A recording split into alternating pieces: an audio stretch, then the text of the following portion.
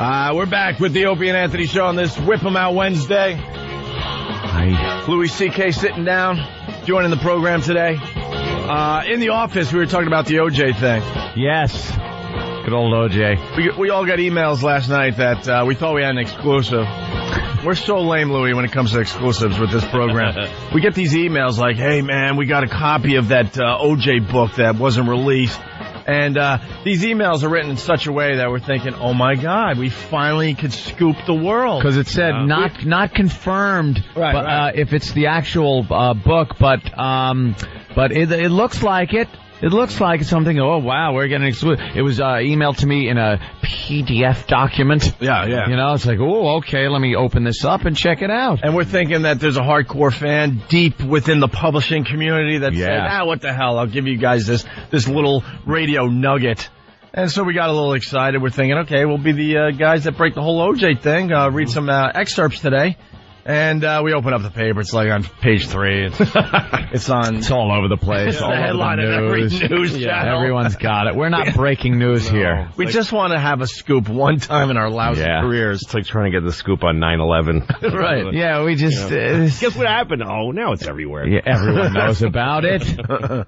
We don't get the scoop on anything. But Anthony ended up reading a lot of it. Yeah. Last night, right? So because I thought that was all there was going to be, was my little copy on the computer screen. Right. So I'm sitting there, my eyes are bleeding trying to read something off the computer. If you're just checking out videos or reading some email on a computer, that's one thing. No. The whole thing with reading long form stuff on a computer screen is painful. They don't have that figured out yet. My head was pounding by the time I was done. Because the font bigger. Now, huh? What? The font bigger. Shut up. Why not? You can. Shut up. You zoom in, you make it bigger. That much. Yeah, it doesn't help. I don't know what it is, but it's just looking at a monitor. It's but now you know how radiation. now you know how to murder your wife and the guy who's returning his sunglasses to her. Yes, exactly. Because, well, as OJ said, this isn't what happened. No. But if I would have done it, hilarious. I would have done it this way exactly, with every minute detail. You know what bothers me about America is, why can't this book be released? I don't get why outrage. we have...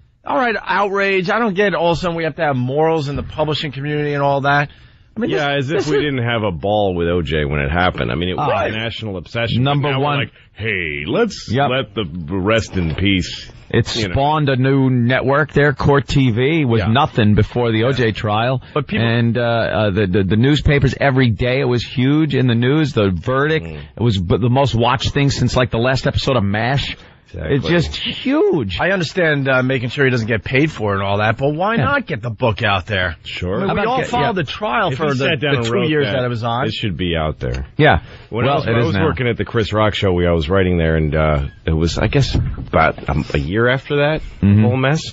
And Chris had this idea to do the first interview with OJ, and the idea was going to be this exclusive, okay, now we can ask you, finally, who do you think should have won the MVP for the AFL? It's not going to be all football questions. Just football questions. Framed as if this was the big... And OJ was dying to do it, of course. I'm sure. Why did it happen? Because we didn't want to be the ones to let him back into having fun. Society. Like, we didn't want to be the ones to let him in on a joke. The scarlet murder letter on him. You don't want to be the one that kind of gives him any credibility. Yeah. Well, Anthony read a lot, and what you were saying in the office was pretty interesting. Oh, well, I skipped through all the crap at the beginning, which is just his relationship. First, it's like it just starts with like a little history on OJ. Who cares?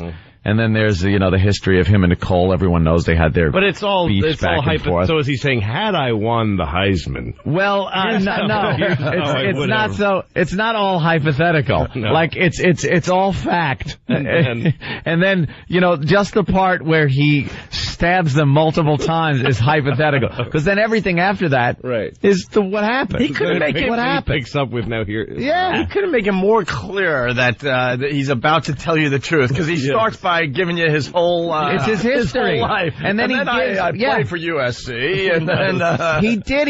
He told about his relationship with hilarious. He talked about his relationship with him and his father, like that whole thing, his upbringing, and then It gets to the evening in question, I think, was the chapter. But that really is funny, you know. It's like, look, I know people are going to think that I'm just making this up to have a little fun or whatever, and keep my name out there. No, I'm going to give my whole all the life history, where I was born, where I was raised, where I went to high school. Biography.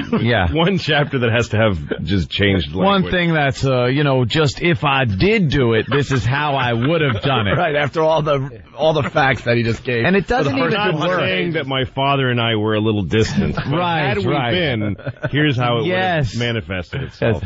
If I would have played for Buffalo, it would have been like this. Or he uses a fake team name like they used to do in the 70s, like the Dallas Colts. Right. The Buffalo Williams he played for. The Denver Balloons. Or something. It's really too bad that this book isn't going to see the light of day. Well, now it's going to see the light of day. Everyone will see it. Is this the whole book that is now out there, Ant? Yeah. This is the whole book? Yep. All right, so now you can read it for free. That's actually better, though. This is actually a very small book. So he's not making the book's 2 pages? This is just 1 page of the... he's not making a profit from it this way. But what's the I don't know why they wouldn't publish it. Mein Kampf is published. They make Hitler's memoirs. Problem? That's, see, this is about a black guy killing a white woman. Right. Way to put it in perspective, Lou. Maybe if OJ had a funny little mustache, people would give him a little more, God, but this is all... Nicole came at me swinging. Yeah. This is not put in any... It doesn't say, had she come at me swinging. No. It's not put in the way... He just puts a disclaimer at the beginning of the thing and says... I made it up. Look, I'm going to do this... oh, my God. He goes, Nicole came at me swinging. Get the out of here, she said. This is my house, and I can do what I want. Not in front of my kids. You can't. You. No. You. I gave you everything you could ask for, and you it all up. She came at me like a banshee, all arms and legs flailing. I ducked, and she lost her balance and fell against the stoop. She fell hard on her right side. I could hear the back of her head hitting the ground and lay there for a moment. She lay there not moving. Can I ask a quick question here? Yes. In the autopsies, did they mention that she had a head injury? It was almost off. Well, no, we know that. We know that, but I mean, was there bruising in the back of her head from the fall? That would be an interesting thing to look at. To see if there was was that severed head damaged? Yeah. Right. Was it dropped before or after it was removed from her body? Good point. It's like when you said that you'd turn in an iPod for a warranty. Was there water damage? They were probably arguing, and he probably punched her in the face. Like, he didn't flail and trip. He probably punched her in the face. Also, here's the worst part: is he's getting his side of the argument in here. Like, he's saying, look, folks, the real message of this is, hey, I gave her everything she wanted. If anyone doesn't see, this bitch deserved it. That's pretty much what he's saying. He's getting his side out. He's trying to sway us. Well, without actually reading verbatim, because he talks a lot, because at this point... Charlie? Exactly. Okay. He had the North Vietnamese with him. OJ, you get out here! The police are calling OJ! I said we read this. Let's go murder again! Because people haven't, they're not going to search this out. Yeah, let me give you the basic, outline, though, because with some of these things taken out of context, you might not understand what they are. OJ goes over at Nicole's house to see his kids earlier in the day. They go to a recital. They all come back. You remember this. This was all fact. They come back. Now, this guy, Charlie, there's some guy that shows up in this book. His name is Charlie. He's apparently some acquaintance of OJ's that OJ met at some dinner party. Al Cowlings? I got my theories on who Charlie is. So he's making up a guy. Yeah. Charlie. This is the other guy that saw this whole thing. So he's basically admitting there was another guy there. He's saying there's another guy there, but I'm not sure of that either. There's a couple of options here. Or it might be 2 people in his head? I'm thinking Charlie could be good OJ. Charlie is the side. OJ, at some point in this action, had a mental break. Right. Now, he goes to the house. Oh, my God. That's because Charlie, and I'm doing the parentheses, the quotation marks, parentheses, quotation mark thing. Yeah. Charlie went up to OJ and told him, OJ, I got some bad news. OJ said what? He said, Nicole has been out doing drugs with, her friends, getting into some kinky scenes and everything like that. And OJ goes, why the F are you telling me this? He goes, look, I know about it. I figured I'd tell you. So he goes, he thanked Charlie and goes, I want to go over there right now and see what that bitch is doing. So him and Charlie go over to, Nicole's house and, OJ at some point wants to see what she's doing. So he puts his little wool cap on and gloves and walks out with a big knife that he had underneath his seat. And at this point, Charlie says to him, OJ, give me that knife. You're not going in there with that knife. This is what leads me to believe this is where OJ starts breaking into two people. This was him in his car by himself. Right. Looking at the knife. Thinking like... And the little Chinese man inside of him said, oh, don't bring a knife. OJ. That will never make the air, by the way. No. We are not really? allowed my goodness. to make any voices. I'm sorry. Words hurt, Louis. Words hurt. I didn't know. Yeah, I know. Believe me. Shame on you, Louis. Believe me. Okay. Believe me. There was nobody okay. When the mics are off, let's go to town on that. Sorry, guys. Not your fault. So, no, believe me, it's not. So, OJ, goes and he gives the knife to Charlie. Now this, to me, is, the sane OJ now has possession of the knife. And he's not gonna do anything with it because it's Charlie. Well, OJ starts talking to Nicole, or talking to, Goldman, who pulls up with the sunglasses and saying, who the F are you? What are you doing here? And giving him a lot of crap. And then Nicole comes out because she hears the noise. And when he sees Nicole all dressed up, there's candles burning in her place. So he assumes something's going on, and that's why Ron Goldman's coming over. He starts thinking back to the whole day, he says. Like going to the recital, this, that, the other thing. He flashes back throughout the day. And then when he comes up to the point he was at during that day, which is standing there, he's got the knife in his hand.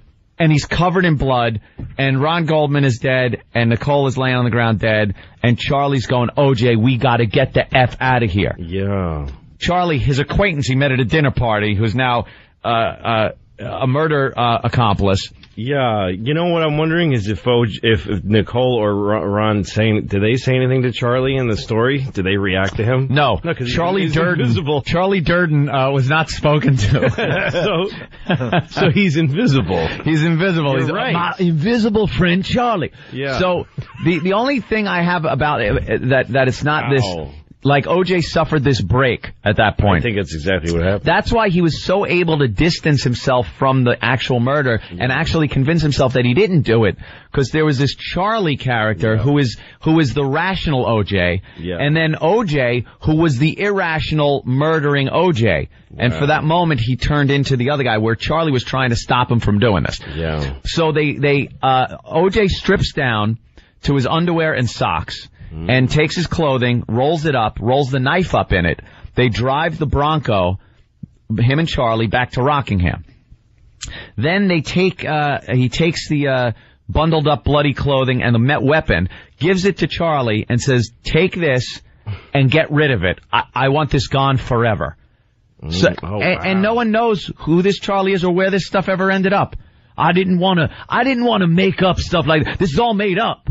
But I didn't want to make up where the weapon ended up. Yeah, that's just I didn't want to, make it up. Because the police might start digging there and find a weapon. So he gives it to Charlie. And Charlie, then he gives instructions to Charlie. He goes, look, the limo pulled up. When they pulled up to Rockingham, they saw the limo pulling in. And OJ goes, oh, crap, the limo's here. We got to pull around the side. He goes, I'm going to sneak in. You take this stuff, get rid of it. Later on, when the limo pulls out, you pull the Bronco into the driveway, hit the gate, and run out before the gate shuts. And then I'll just say it was parked there the whole night. Oh, my God. So that's what he did. And you think the blood spot might have been from Charlie, quote unquote, hitting the, From, it could have been Charlie, it could have been this. Well, apparently, though, Charlie left it out on the street. Because it was parked slightly askew, if you remember. The Bronco wasn't parked right, and then the cops, when they questioned OJ about it, they said, well, it looked like you were in a rush. And they asked him, all the questioning, were you in a rush packing up? He goes, well, I kind of, want to pack all my stuff. But he didn't say he was in a rush until he talked about the car being sideways, and then OJ was in a big rush. Yeah. So the limo was parked there. He told Charlie to get rid of everything. He went around the side by Cato's room, hit the air conditioner. He said when I was running into the house, I banged into the air conditioner, almost fell down. He went inside. The limo guy was calling, but he assumed when he turned on his bedroom light that the limo guy would see that and assume he was in the shower, so he didn't answer the phone, making it seem like he had been there longer than he was. He knew the limo guy would call again. He called when he got out of the shower. OJ said he'd be down in a few minutes. Went down, took the limo to Chicago, and they called him from Chicago and told him his wife was murdered, dead. And that's when he threw the glass and cut his finger. But now he couldn't remember if he had cut his finger beforehand and gotten blood, because now the cops are questioning him, saying, OJ, we got a problem here. And OJ goes, uh-huh. And they said, we found blood in your Bronco. He goes, well, I may have cut myself on a hanger as I was packing, or, you know, I golf a lot. He goes, I might have cut myself and opened it up while I was running around. But I think I did it that night. Like his story, if you read, another good part is not only the murder part with Charlie, but the questioning, because it's the actual questioning that was done by the two cops, and OJ. It's the actual questioning. Now, if it would have happened like this, it would have. Oh, it did. Yes, this is the real question. This part is what happened. And you find the inconsistencies. He doesn't know. That's the crazy part, is when he's being asked about it. It's like such a mind-boggling layers of reality. Because then he's going in the past to him being questioned about something that he's saying he made up. He didn't do, but as he's being questioned. Now it's like, so did he know that he was referring to the later story he was going to had made up and it made up? Yeah, he had this all made up beforehand or something. Because as like Van Adder's questioning him, he's saying to himself, and it's in this book, he said during that questioning, I'm saying to myself, I just have to make them believe this. Yeah. That I'm 100%. He goes, I told them, when I went into court, I said, I'm 100% innocent, Your Honor. He goes, I just had to make them believe that. Scene between this scene that he's created, that doesn't exist supposedly in his mind, that he's dropped in between two realities. Yeah. So those two realities are past, but that thing is present because he just made it up. Because he made it up. So it makes no sense that he had made this up. It's a mess. See, Charlie is the other guy. Or find Charlie. Could be Al, like we said. Al Cowlings. I think it could be Al Cowlings. Maybe it was Charlie. He went there with the purpose of killing these, at least his wife. It's weird, by the way. They never even convicted him of just a high-speed chase. Nothing. Not even like a with ticket a gun and yeah. Well, let's read this before the break. So then this is the actual murder, in OJ's words, if it happened? If it happened, but it didn't. She came at me like a banshee, arms and legs flailing. I could hear the back of her head, hit the ground when he pushed her over. She lay there a moment, not moving. Jesus Christ, OJ, let's get the out of here, Charlie said, his voice cracking. I looked over at Goldman, and I was fuming.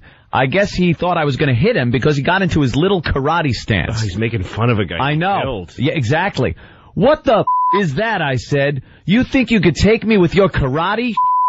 He started circling me, bobbing and weaving, and if I hadn't been so angry, I would have laughed in his face. Oh my God. This is OJ talking about Ron Goldman, the dead guy. I'll tell you, but that's exactly what happened. Because, Ron Goldman probably didn't bring I always thought Ron Goldman was banging her. Probably. I think a lot of people thought that, and he walked over, and they were just, come on. OJ, come on. It was Charlie again, pleading. Nicole moaned, regaining consciousness.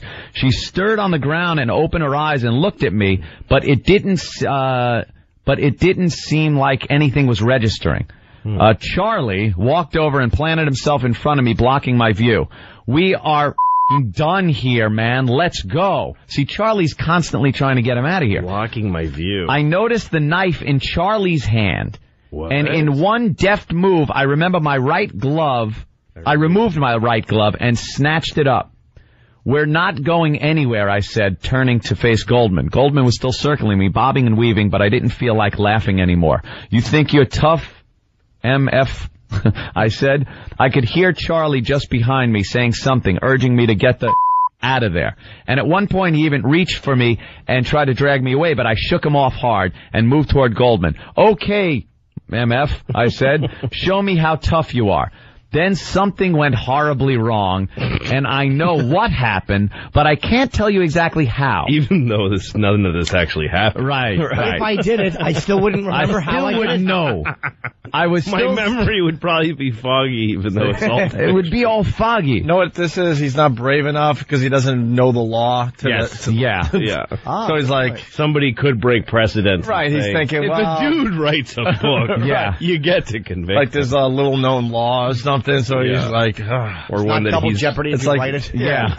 he's got to stop right there because he's not sure of the law. Yeah, I don't know how. I was still standing in Nicole's courtyard, of course, but for a few moments I couldn't remember how I'd gotten there, when I'd arrived, or even why I was there. Then it came back to me very slowly. The recital with little Sydney up on stage dancing her little heart out.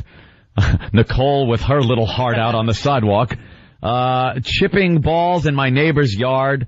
Paula angry, not answering her phone. Charlie stopping by my house to tell me some more ugly crap about Nicole's behavior. Then what? The short, quick drive from Rockingham to the Bundy condo, and now I was standing in Nicole's courtyard in the dark, listening to the loud, rhythmic, accelerating beat of my own heart. I put my left hand onto my heart and felt my shirt was strangely wet. I looked down at myself for several moments. I couldn't get my mind around what I was seeing. The whole front of me was covered in blood, but it didn't compute. Is this really blood, I wondered? And whose blood is it? Is it mine? Am I hurt? Wow. I was more confused than ever. What the hell was happening here? Then I remembered that Goldman guy coming through the back gate with Judith's glasses, and I remember hollering at him and remember how the shouts had brought Nicole to the door. Nicole, Jesus. I looked down and saw her on the ground in front of me, curled up in the fetal position at the base of the stairs, not moving. Goldman was a few feet away, slumped against the bars of the fence. He wasn't moving either. Both he and Nicole were lying in giant pools of blood. I had never seen so much blood in my life. You know, if it happened. If I had seen blood, I had never seen so much. You think he blacked out? In my real life, I never saw as much blood as I saw in this thing that never happened. That never happened. You think he went into like this blood rage? He just like grabbed a knife and just started hacking? There's two things. He either blacked out and really doesn't remember how he, quote, killed them. Yeah. Or he doesn't want to, officially tell us that part. Right. He's scared of the law. Because he would have, I think he blacked out because wouldn't he have made up something that exonerates him in a weird way? Well, he would have made up facts that they kept running into my knife. Yeah, good point. Yeah. That is a good point. You exonerate yourself. Charlie did it. But he would have made up facts that... It's interesting how Charlie, disappears from time to time. In the story. Charlie just, goes away. Comes and goes. Like, the whole time he was nobody else can butchering these people, Charlie wasn't doing anything? We gotta take a break, but I want to get through this before the break. Okay, part two of what would have happened. No, just finish up. Finish this up. What the happened here? Who had done this and why? And where the was I when this went down? I was like, part of my life was missing. There was like some weird gap in my existence. But how could that be? I was standing right there. That was me, right? I looked down again at myself and the blood-soaked clothes. I noticed I had a knife in my hand. The knife was covered with blood, as were my hands, wrist, and half of my right forearm. That didn't compute either. I wondered how all that blood had gotten all over the knife, and again asked myself whose blood it might be, when suddenly it all made perfect sense. This was just a bad dream, a very bad dream. At any moment now, I would wake up at my home in my own bed and start going about my day. Then I heard a sound from behind me, and turned, startled. Charlie was standing in the shadows, a few feet away. His mouth hanging open, his breathing short and ragged. He was looking beyond me at the bodies. Charlie? I called out. He didn't answer. Charlie? Still nothing. I went over and stood in front of him and asked him the same question I'd asked myself. Charlie, what the happened here? He looked up and met my eyes, but for several moments it was as if he didn't really see me. Are you listening to me? I said. I asked what happened. Charlie shook his head from side to side, his mouth still hanging open, his breath still short and ragged, and in a voice that was no more than a frightened whisper, he said, Jesus Christ, OJ, what have you done? Me? What the hell was he talking about? I hadn't done anything. I jumped at the sound behind me, a high-pitched, almost human wail. It was Cato the dog circling Nicole's body, his big paws leaving prints in the wet blood. He lifted his snout and let out another wail that sent chills up and down my spine. Let's get the out of here, I said. I hurried toward the rear gate and moved through it with Charlie close behind, but I stopped myself before I crossed into the alley. Charlie bumped into me and jumped back startled. "What?" he said. I didn't answer. I was thinking about the shape I was in. I was thinking of the blood all over my shirt, my pants were sticking to my skin. Even my shoes were covered in blood. Here's the thing. OJ... Yeah, I know. It's a OJ misprint. This thing wasn't, edited. Yeah, he couldn't get an editor to go, OJ, when you murdered your wife, you should have written blood. Blood, not hood. Here's the thing. OJ is either a murderer or an amazingly good writer. Great writer. If you ever read confessions of murders that are they're beautifully written. Yeah. There's no fiction that is better written than them. Yep. Just like this. Either he is an incredibly... He's like Charles Dickens or a murderer. Right. He's either Mickey Spillane or a disgusting murderer. Yeah, I point to disgusting murderer. I'm pretty sure it's that. Where's the next novel, OJ? Exactly. Write a next novel about something that didn't happen. Yes. Once upon a time, it's all just drivel. Is there more of this? All day. Why don't we take a break? We got Louis C.K. in the house today, and it's Whip 'em Out Wednesday. Yeah. Lots going on. It's Opie and Anthony discussing this OJ thing through the commercials. Yeah, well, me and Louis C.K. have been hashing it over, and we're going out on a limb and saying OJ did it. After reading all this, yeah. He did it. It's riveting. It really is. We are just laughing at the fact that this... OJ is not this good. He's not an amazing writer. He's not. This is material from a great author. Yes, two people tell stories beautifully. Some authors with incredible imaginations, and people that really did stuff. Really did stuff. Simply tell you what happened. Right. OJ has never, as far as I'm concerned, I don't know. He's never written a book, has he? He's never written fiction. No. You know what? Louis C.K. makes a really good point because.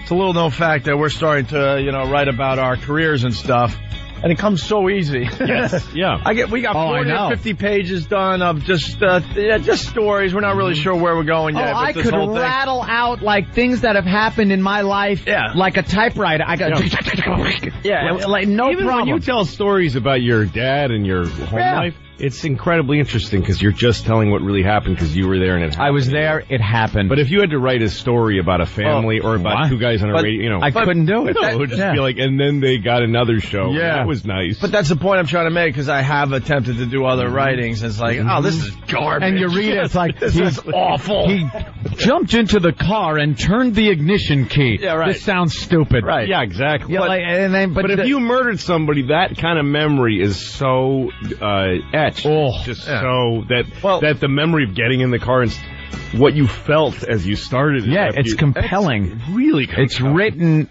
in a way that is very compelling because it's coming directly from the mind of the guy that killed these two people.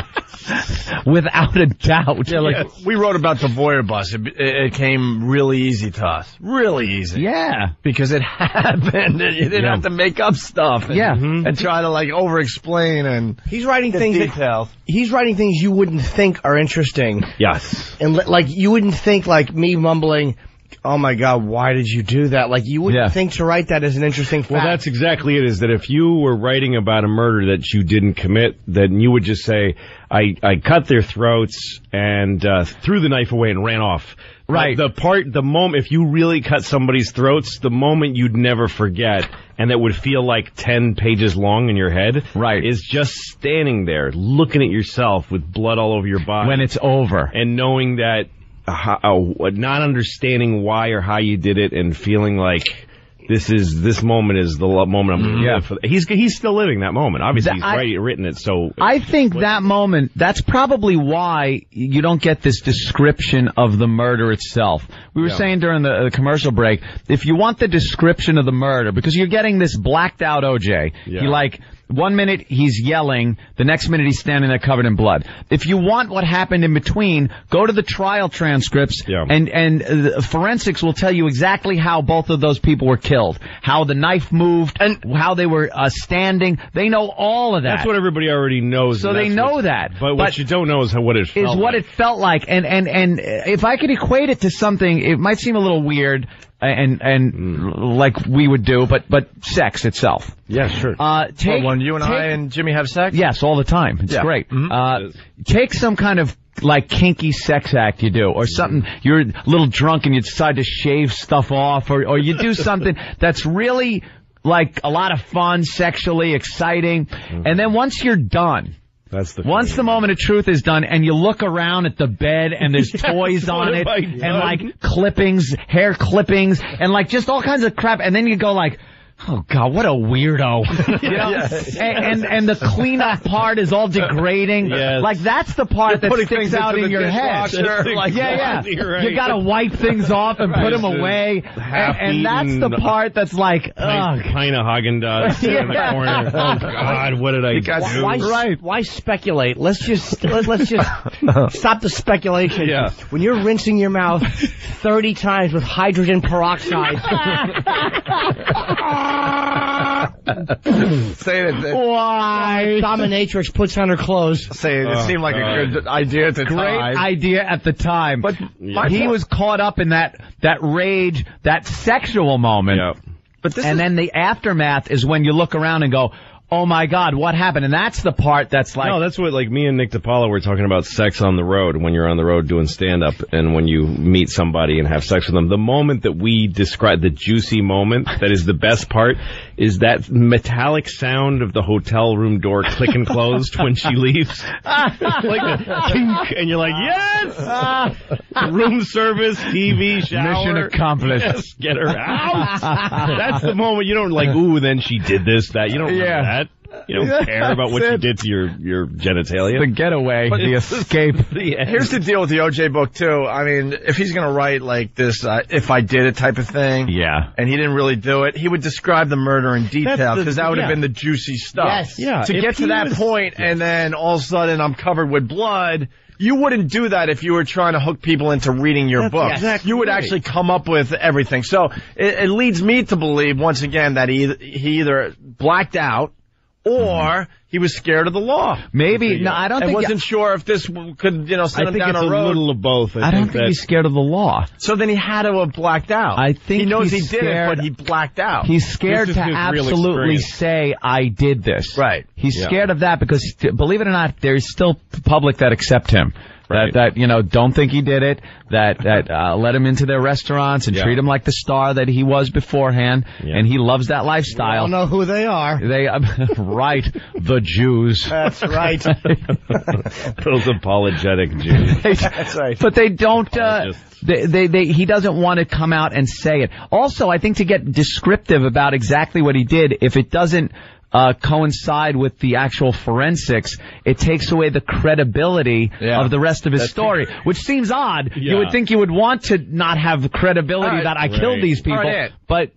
sorry, go ahead. Because I have a question. Yeah, it just seems like he would want to keep everything consistent with the trial and everything that happened. But you're the one that read a lot of this last night. Do you think he blacked out during the murder? No. I don't think he blacked out. You just think he's holding back, like... I think he's one of those people that can get into that rage where, as you're doing it, you don't care.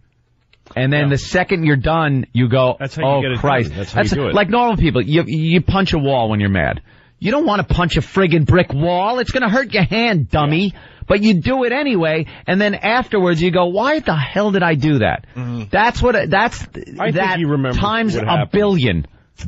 I think he remembers what happened. I think he remembers. I think he wants people to know what this felt like so they can sympathize, so they can put themselves in it and go, wow, Without the barbaric part where you'd hate him again? He's just not, didn't go into Tasmanian devil spinning and just cutting people apart. No, he did deftly. There were like slitting of throats. He says deftly. He actually brags about how deft he was. And I took off the glove and grabbed the knife. And then I don't know what happened. And then I don't know what happened. I can tell you, I nailed that maneuver. That karate awesome. Thing is interesting. That's really interesting. That to me is the interesting part of it. Is the karate that pissed him off. Like, I'll bet you that stupid Goldman thought he could kick OJ's ass. He's gonna, like, imagine that in your head. I think, How do you, like, I'm going to make up OJ. a whole story that didn't happen. And just for the heck of it, I'm going to create that this guy karate did karate guy. And it annoyed me. And it annoys me because how dare you think your karate can beat the OJ? Yeah. But you could see if that was real. Was he taking karate lessons? He probably was if OJ put it in the book. Here's the thing. Well, if he did he did, punch was Nicole that in the out? face? He probably punched Nicole in the face. Yeah. And then the guy jumped into a karate stance, and he just like, you gotta go. He probably punched her. He probably didn't start stabbing her. If you think somebody was having sex with your wife and you punch your wife, I don't know, stop me when you stop relating to it. And then, I'm not married. I know. And then a guy does a karate stance. It's like, oh, get out. You're gonna go, hey, excuse me. Yeah, you know, you're gone. You're not going to be banging her this evening. Yeah. I'm going to be killing you. That's pretty much what OJ said. Exactly. Because when he showed up, apparently there were candles lit inside her condo, and she was wearing this like little red number, I guess, or that white thing, whatever she was wearing. It was red afterwards, but that's for sure. Did he pay for that condo? He paid for everything. And some young pretty boy who's gonna F your hot wife in your place where your kids are. He's certainly not right, but definitely men could react that way. That's what happened. Yeah. It was just, well, you know what it was also? It was months of stories that he had heard about her driving around in the cars that he bought with these guys and stuff. So he was enraged. Regardless, some people can just blow that off and go, whatever. He's not, that's what makes this definitely a confession, is that if he hadn't done it, it would have been how I did it technically. Just, hey, let's have some here's fun. a how-to. Mm-hmm. But what he's saying is this Murder for is Dummies why, by OJ with a yellow cover. Exactly. This is why, and this is how it felt. Yeah. Those are things you can't That's the feeling. make up. How does OJ so know how someone feels standing there after they've butchered two people in pools of blood, and know that feeling of maybe that coming back to reality? Exactly. Like you're in this fog of just this bloodlust thing going on, and then you come back from it? How does he know that happens? And why would you speculate about that? And why is that the thing you'd write about? Right. Why would you speculate about that? I stabbed her. Yeah. If you had been tried falsely of killing someone you loved, and all of a sudden you're acquitted and the whole country thinks you're still... Why would you engage in this? Exactly. Why would you take yourself? realities? Taking realities in your life and meshing those into a reason to kill somebody. Right. Yeah. That's the thing that is psychotic. Yep. And would be, again, genius writing if it was genius. True. Is like, let's take a guy who's innocent of murder and take real things in his life. Yep. And turn them into reasons to kill somebody he didn't kill. Yeah. And really, like, make it palatably real that you killed him and how it felt. Yeah. And then ease back into the reality of this innocent man trying to come up with things with fake... I was in Chicago. I cut my finger on a shot glass that I threw when I heard she was murdered by me. Weird about it being interrogated, even though none of it... oh, God. Right. Read this book. It's so Why would odd. they stop this book? It I is want to a read great- this. The whole That's what thing's amazes available. me. They wouldn't allow this book to be The published. entire book's available And now. Not only that, online. people got fired because of this book. Judith Regan? Yeah, Judith got fired, right? Well, this is odd because now people are questioning, were there two people at the scene, OJ and this Charlie guy, or was Charlie somebody else? But there wasn't any physical evidence of any other people at that location. But why not this? Charlie was just standing there.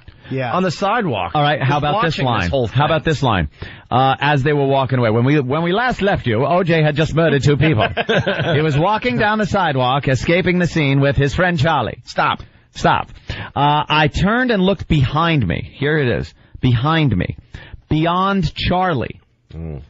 And saw a track of bloody telltale prints. Now remember, his shoes had left just a trail of blood. We're talking pools of blood. If you've seen these murder scene pictures, they are gruesome. Did the electric pools slide of blood. through a pancreas. Exactly. Just horrific scenes of carnage. And now he turned to look behind him and looked beyond Charlie, who's walking behind him. And Charlie didn't muss up any of the blood prints that OJ was walking. Come on. That can be explained. If you're Charlie and you didn't go over there to murder people and you see your friend like losing his mind, killing these people, butchering them to death, and now you're leaving with OJ, you're going to be careful where you're walking. You can't. It's dark. There's blood everywhere. OJ's leaving trails of it. So you're thinking that he should have stepped in one of OJ's prints on the way out? Absolutely. No way. There would be some evidence that guy was at a scene. You cannot be at that scene without something on you. Didn't he say he just met him at a party or something? Yeah, it was like a casual acquaintance. At a party who will die with that secret. Right. Who will dump clothes, who held evidence. Held the clothes. I was saying. And wouldn't just go right to the police. Exactly. I'm afraid of OJ That Simpson. I barely know the guy. Charlie, take this and just get rid of it. Okay, I'm going to deposit it at the police department, and OJ. I'm going to watch this happen in the whole country for the next year. I would just be yesing OJ to death. Yeah. And then the second I left, find a cop and go, look, OJ just murdered these two people. Yeah. Here's the evidence you'll need. I had nothing to do with it. I told him about Nicole, and he went wild. I'm a witness to it. I'm willing to testify. Obviously, Charlie's protecting possibly Al Cowling, so it's like throw everyone off the trail. Like, no, it's a guy that I met at a dinner party, or it's the other person who lives inside my head. Don't you But I can see that Charlie could leave the scene without leaving any evidence. No I don't think Charlie would think way. Because he was fine. You didn't do anything wrong. You just watched a guy kill his wife. You're walking innocently, like you're in shock that you're not thinking of evidence protection because you didn't commit a crime. But Charlie wasn't at the epicenter of the murder scene. What about the outskirts? What if he took the knife from Charlie to kill these people? Yeah, what's Charlie doing? I just don't know how Charlie... Hey, man, let's say Aunt and I are in this situation, and Aunt grabs a knife from me because he wants to go do some horrific thing. I'm backing up. I'm not moving forward closer to both have to exit the same way. Well, how about the first blast he takes into someone's chest with the knife? You're not going to... go, oh my God, what the hell happened? Either run away or try to get OJ off the guy. Or Charlie stood there. Two people. And watched him butcher two people, slit their throats and everything. And Charlie just stood there. Might have been too late. As the dinner party acquaintance. This is where the fact that is a starstruck mother effer. Yeah. If he's going to stand there just to be with OJ. This is where the fact that he's not, and then again, another amazing layer to the fiction. Right. That inside this completely true story, he has put a fake man who doesn't exist. A fake guy, right. And you can tell because if you ever write, the hard thing is called keeping balls in the air, keeping a bunch of fires lit. Right. The people disappear if you don't keep mentioning them. Yeah, and that's what happens to Charlie. So Charlie keeps... Charlie is the part of OJ that didn't want to kill those people that night. When you write fiction and when you write movies, you have to make sure people talk to each other so they know each other exists. Just little things that other people don't notice. Right. In order to make people real in a story, you have to make sure that everyone interacts with them and that they are mentioned often enough to not be forgotten. He doesn't do that. It's the one thing he doesn't do well in this story. That's completely true. Well, hopefully on the next murder that he writes about, he'll do well.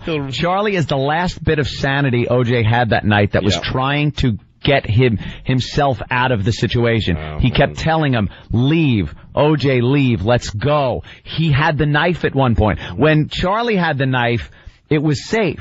How do you deftly take off a glove and take a knife from someone? And take a knife from someone who's trying to keep it away from you. Yeah. Unless they're holding it. You need an assistant. Right.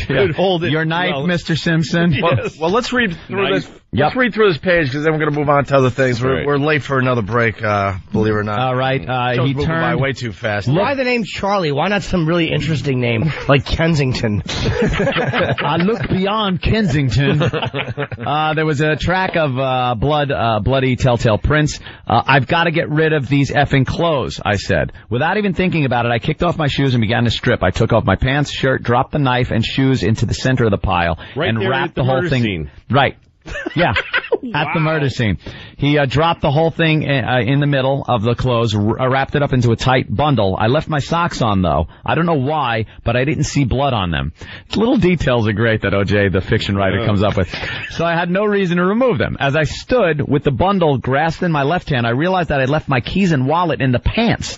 I felt to a crouch and dug for them and noticed that my hands were shaking. Charlie stood there all the while mumbling. That's where he cut his hand. Yeah, could have. Where? When the knife was in amongst his clothes, and he dug in there to get his keys and wallet, maybe. Hands, and he cut his finger. God. I think it was when he slugged. That's why he doesn't remember, because he cut it in. He just cut it in there. His hands were shaking. Could have been. That's how you cut your finger. That's the only way you cut your finger, and you don't. He actually didn't remember. And they found dripping blood, drops of blood at his house that came from his wounded finger. Yes. So it was a recent wound. It wasn't Nobody something. cuts their finger that is dripping blood without knowing how. Unless you just killed two people and you're in shock. So it goes That's for what he should have said to the cops. How am I supposed to know where I cut my... I just killed two people, man. Two people. So if he goes for his wallet and his keys and he cuts his hand. Might have cut his hand there. Interesting. Yeah, during the murder. Charlie stood there all the while mumbling, Jesus Christ, OJ, Jesus Christ. He just kept repeating himself like he'd lost his goddamn mind or something. Ooh. So Charlie lost his mind at that point. Poor Charlie. But OJ was fine. Will you shut the F up, I snapped. I found my keys in my wallet and rewrapped the bundle. Then I stood there and hurried across the dark alley. Then I stood up and hurried across the dark alley. Charlie followed, still mumbling. I got behind the wheel and Charlie climbed into the passenger seat. Jesus Christ, OJ, he said, Jesus Christ, will you shut the F up? Charlie recoiled, startled, and shut up. I started the Bronco and pulled out, the tires squealing, and raced through the curved alley toward Montana Avenue. When I reached the end of the alley, I made a left on Montana, immediate right at the corner onto Gretna Green. San Vincent was a block away. I made a left there. It's the OJ navigation system. I turned on K-Rock. Took it all the way to Bristol. Too much detail. Then hung a right on Sunset and made a left there toward home. I glanced at Charlie. He was hunched over his elbows. On his knees, his face buried in his hands. See, again, he doesn't describe Charlie getting in the car. No. Charlie gets in the car magically because he doesn't exist. Charlie got the passenger seat. He just Charlie was in the passenger seat, yeah. Where does he say that? Charlie read it. Yeah. Charlie climbed into the passenger seat, saying Jesus Christ, Jesus Christ. What happened back there, Charlie? If you looked into that alley, you would have seen one man going, oh, what'd I do, Jesus Christ. Oh, shut up. Shut up. He's talking to himself. Yeah. Right. That's what you would have seen. Mm-hmm. Charlie, he should have called Charlie Kitty Carryall. George Glass. Mr. Pivels. Let's see. Charlie, face buried in his hands. What happened back there, Charlie? I said. Charlie sat up. His cheeks were wet with tears. He shook his head from side to side and shrugged. I thought back to the horrific scene at the courtyard and at all the blood. I've never seen so much blood in my life. It didn't seem possible. It didn't seem real. Charlie? He still didn't answer. But what the hell? This wasn't really happening. There's no Charlie. That hadn't been me back there. I'd imagine the whole thing. I was imagining it then. In actual fact, I was home in bed, asleep, having one of those crazy crime of passion dreams. One of those crazy I murdered my wife dreams I always have. But I was going to wake up any second now. Yeah, that was it. Only I didn't wake up. We were still on Sunset. I passed the light on Burlingham. I made a sharp right onto Rockingham. Tearing up the winding hill toward the house. As I approached the gate, I saw a limo moving toward Rockingham, the Rockingham gate from Ashford, and remembered I had a flight to catch. I drove past my house and past the limo, and in the side mirror I saw the taillights flare up as it pulled to a stop in front of my gate. The driver had probably been waiting on Ashford out of sight, and I wondered if he'd already called the house. I had no idea what time it was. I looked down at the Broncos clock and saw it was 10:37. I'm supposed to be in that limo in 8 minutes. Jeez. So remember, and then again, it's like remembering feeling like this couldn't possibly have happened when it didn't actually happen. The further you get from the scene, too, you would think that didn't happen. This is the dovetailing into the reality that he's fakely created. Yeah, this isn't. And then what time was his flight? He had a 10:45 pickup for an 11:45 flight. He only gave himself an hour? It was before 9/11. He's OJ. He runs through airports. Yeah. The commercials. And there was a time you could get through security like that. Yeah. Gotta remember. Problem. Yeah. It's not like I'm a murderer or something. No. Just remember to jump over that guy tying his shoes. Exactly. Remember that? Go, OJ, go. Oh, we can read this all day. There's so much more. Maybe later on in the show we'll get back on it. He murdered those people. It's available online. Yeah. Great read. It's a great read. Anthony read all night. I highly recommend the fiction writer OJ. Looking forward to his next works. All right, we're going to get into some other things after the break. Louis C.K. in studio. Louis, you promoting anything there? Shameless, my new HBO special is coming out on DVD June 26th. Very, so please very cool. buy it. I think a lot of our listeners will definitely buy that. Okay. Right now, for a random caller, if you're in the New York area, we got a pair of tickets to the premiere of Live Free or Die Hard on June 22nd at Radio City Music Hall. Of course, Bruce Willis is back as John McClane. The only way to live free is to die hard in theaters June 27th. But we got a pair of tickets so you can go to the premiere this Friday. Give us a call, 877-212-5762. Just make sure you can use the tickets because we're being heard all over the country. All right?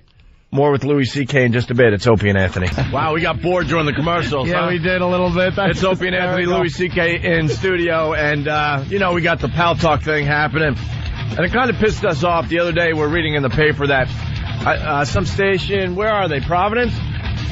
Where are they? Where is 670 The Score from?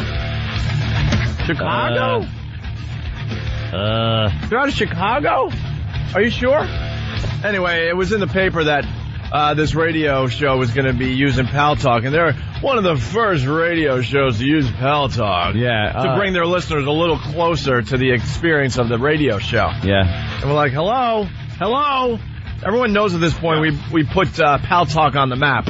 Pal Talk and radio shows. That's it. Yeah. Why not admit where you got the idea from? That's all we're asking for. Yeah. So we checked out their little Pal Talk room. They had 10 people in there today. So Ant decided to what there? Ant? Room raid. Yeah. We told all the people in our room, we got hundreds of people in our room, to just go there and chat with them. Yeah. And I'm just reading things that are coming up, most of which I cannot. You suck, bitches. This room sucks. They are attacking them. White Sox suck. So you can see the guy, too? Oh, yeah, the guy. There he is. With a befuddled look on his face. Here's the beauty of radio. This is happening right in front of the guy's face. He's not honest enough to at least admit that it's happening. He's just looking down and reading up stupid box scores, making believe he doesn't see what's going on right now. This is what radio's all about right here. Frunkus. Douches like this. A lot of frunkuses coming through, calling him a gravy leg. And he's just sitting there. Gravy leg. Barry Bonds didn't hit a homer last night. Why don't you talk about what's really happening right in front of your face, you loser? Oh, they're just attacking him. The score equals Moose C. Little call back from 2 days ago, Jimmy, huh?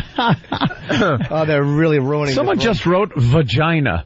No comment about it. No, nothing. Just the word. That's perfect. This Yeah. is just... There you go. Look at that. Why don't you make believe this isn't going on? There you go. Calling There him you a go. kid toucher. Jesus. Oh, it's great. Half the stuff we can't even read on the air, unfortunately. You know the local media is probably monitoring that room today because he just talked about how that they're like in Pal Talk. This and now terrific new thing that he invented. they're going to be looking at this and seeing them just being attacked with Opie and Anthony. Yeah. Look at this guy. The text is scrolling by so fast, too. Can't even read it. Pounding him. Oh, my God. Get AIDS. Someone spammed him with get AIDS. It's going by so fast, it's like the Matrix green. Yeah, that's all you're saying. If he looks at it real hard, he can see himself. This sucks. He's coming up all over and over again. You suck. Silly geese. I can't read anything. It's so fast. They're attacking them. It's like watching somebody be pummeled by 30 people. Yeah, we're watching a mob attack. We have completely taken over that room, and we will every day now. This is what we do. You were not the first station to use Pal Talk, you douche. That sends a message. Hey, what happened? They signed off. They just signed off. Yeah, douches. There you go. There's real radio for you. They signed off. Not only are they not acknowledging what's going on, they signed off. They don't want to be part of this. Oh, that is funny. I say that we have to find out what room they start up next, because he's probably just going to start a different room and then say it on his awful radio show. Fine, we'll figure it out. We're live in Chicago right now. We got a bunch of people listening on WCKJ. Find out what the next room he signs on as. Now they're just attacking a room. They're just attacking each other. Yeah, they're just... the guys yelling Opie and Anthony. The Cubs win! Doing their... John Sterling impressions. Mike North, 670 The Score. Mike's accomplishments include receiving the Entertainer of the Year, the Entertainer of the Year award by the Special Children's Charities. Well, he did get the Irv Cup Senate Award, and we all understand the Irv Cup Senate Award. What? Wow, it's a big get. He also received Man of the Year in 1999. And a world's greatest dad cup someone handed him. Worst awards I've ever heard in my life. He received a "You're a Good Guy" shirt from a friend once. The Ellis Island Medal of Honor. What the hell is that? It's just something you buy at the gift shop. Is it at Ellis Island? Yeah. You're leaving.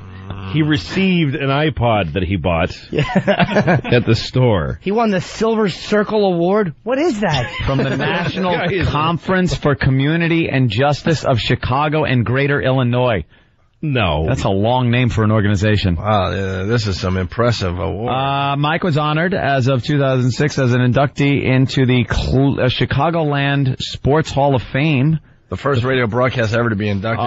No, the first radio broadcaster that wanted to be in that horse crap. Media Excellence Award from the National Italian-American Sports Hall of Fame. But I got one of those. How many groups are there? If you join any of these groups, you are going to then get an award 5 minutes later. Because you just walk in the door and, oh, God, somebody came in. I like how he received an award from the Media Excellence Award from the National Italian-American Sports Hall of Fame, yet he's not proud enough to use his real name because it's Mike North. Where's his Italian last name? Yeah, wait, he's back in the room. All right, he's back in the room. You fat piece of crap. Oh, is he? He's back in the room? Yeah, he is. I'm going to lose audio for a second. Sorry. There you go. Fellas.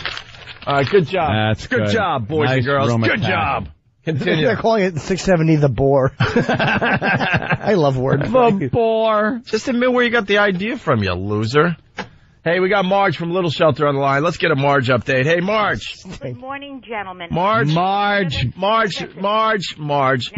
Shut up. How are you today? Let us start. For once, let us start the conversation. Marge. We always monopolize Marge's conversation. Marge, I said shut up. Thank you. We had a cute little... Good morning, Marge. Marge. May I just say oh, my God. No, you can't say it. Marge. Shh. Opie. Go ahead, Marge.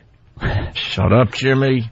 Hi, Marge. I just wanted to say that the guy that answers the phone before you get on is the sweetest, loveliest. Oh, yes, little girl. You know, he just kind of prepares you for the battle ahead.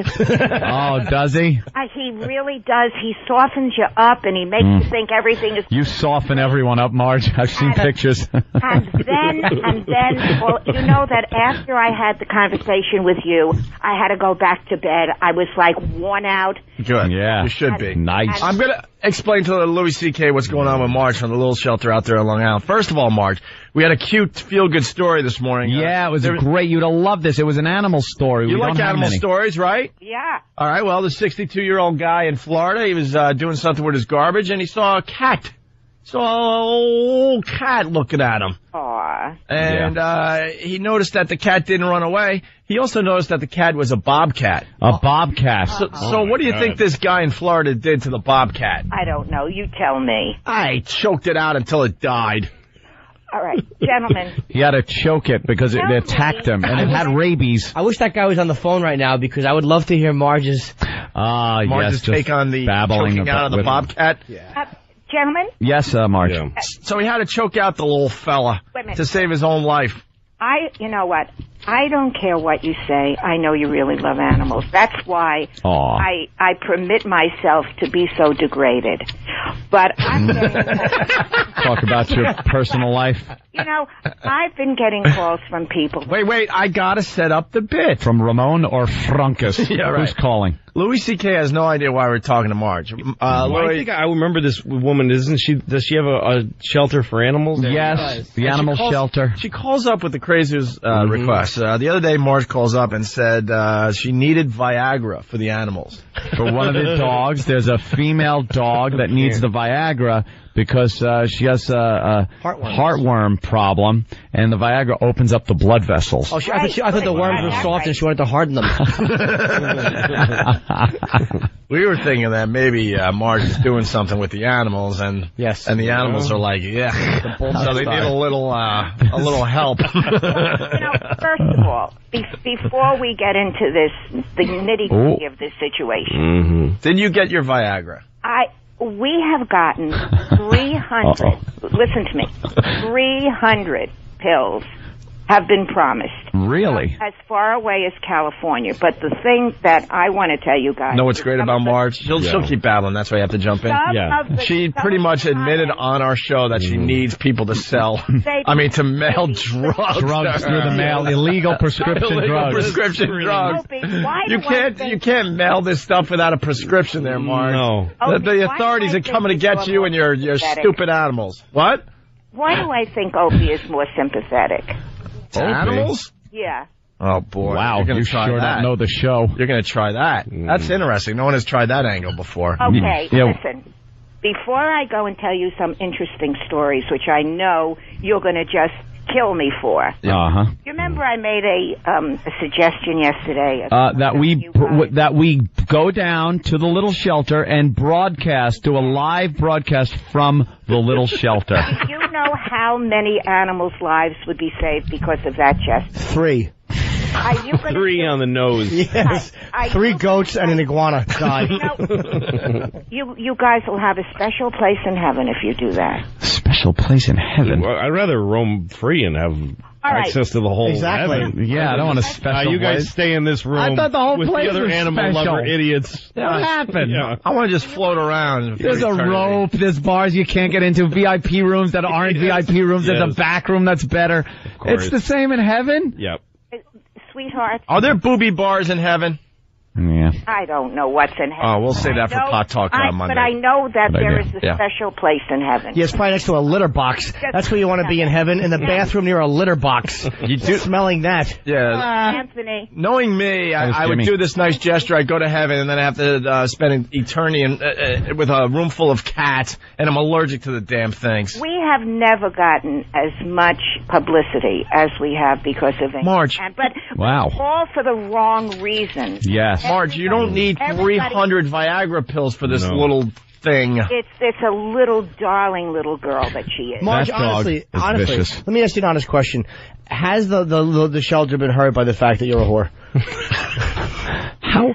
Okay, I just want to tell you that there's been people that are writing and calling in. Yes. And some of these things are really hysterical. Now, I cannot, as you cannot say certain things on the air, I cannot say this word, but I can sort of tell you it starts with F and ends with N. And this person said... Wait, starts with S, ends F, and ends with N? Yeah. Fun? Because you bring none? and hold on, let's think of a word. What is the word? This woman said... Is there you in there? No, an apostrophe? What? I got this... Hold on, Marge. Or man said... Starts with F, ends with N. And ends with N pills. Don't do what they're supposed to do. I may as well give them to the dog. Starts with F. Oh. Ends with N. Oh, okay. Oh, so this woman's husband isn't getting... it's not working. Up, so she's going to give it to your dog. Wait, all right. Wait, the female is saying these pills don't work, right? Yeah. Because the guy is using the pills for some young chippy. Yes, dummy. Opie, listen. That's what when they show Viagra commercials, they shouldn't show a guy who looks like, oh, geez, I just can't. They should show this woman. Look at this woman who's as ugly as your ugly, smelly wife. This woman. Here's a pill. And a lot of these. They should show a guy with a. Shut up, Marge. Yeah. They should show a guy with a satisfied fat chick, and then he's bilking her out of her life savings. Like how great Viagra can be for you financially. She's crumbled in an emotional mess on a hotel floor. You're skipping yes, Marge. with millions. Yes, Marge. Okay. Got an email saying everyone in the office is sneaking one pill from her husband's family. Most of us agree that the dog deserves the pill more than the guys. But you don't need that many pills. Sounds like a movie with Lily Tomlin in it. And I'll make this public enough. Girls, let's get all the Viagra from our I have a feeling that no good husbands. I have a feeling that Marge is selling Viagra. To that dog. Some Dolly Parton comedy that nobody wants to see. Can I just... I have a feeling that she's selling Viagra out the back door at the little shelter. I'm going to have to go back to bed again. No, you're fine, Marge. How's the catatorium doing? Why do you have to go back to bed again? Is the Viagra kicking in at the shelter? I don't need Viagra. Well, we didn't think you did. Okay. You give it to the dogs and then you pull out the peanut butter. I do not. We've heard the stories. I've seen the videos. I do not need Viagra. Wasn't the roof leaking on the catatorium or the catateria? What is that called? It's a cattery. The cattery. Wasn't the roof leaking? We need money. Were you plugging it up with Viagra? And, you know, if you would be so kind as to do a remote from Little Shelter. Do you understand, Marge? Marge, listen to me for a second. You know about animals and the shelter and everything. We know radio. Do you know how utterly boring it would be for us to actually broadcast from a shelter? What? Yeah, Ope, how you doing today? Just like yapping cats and dogs and hissing cats. What would we say?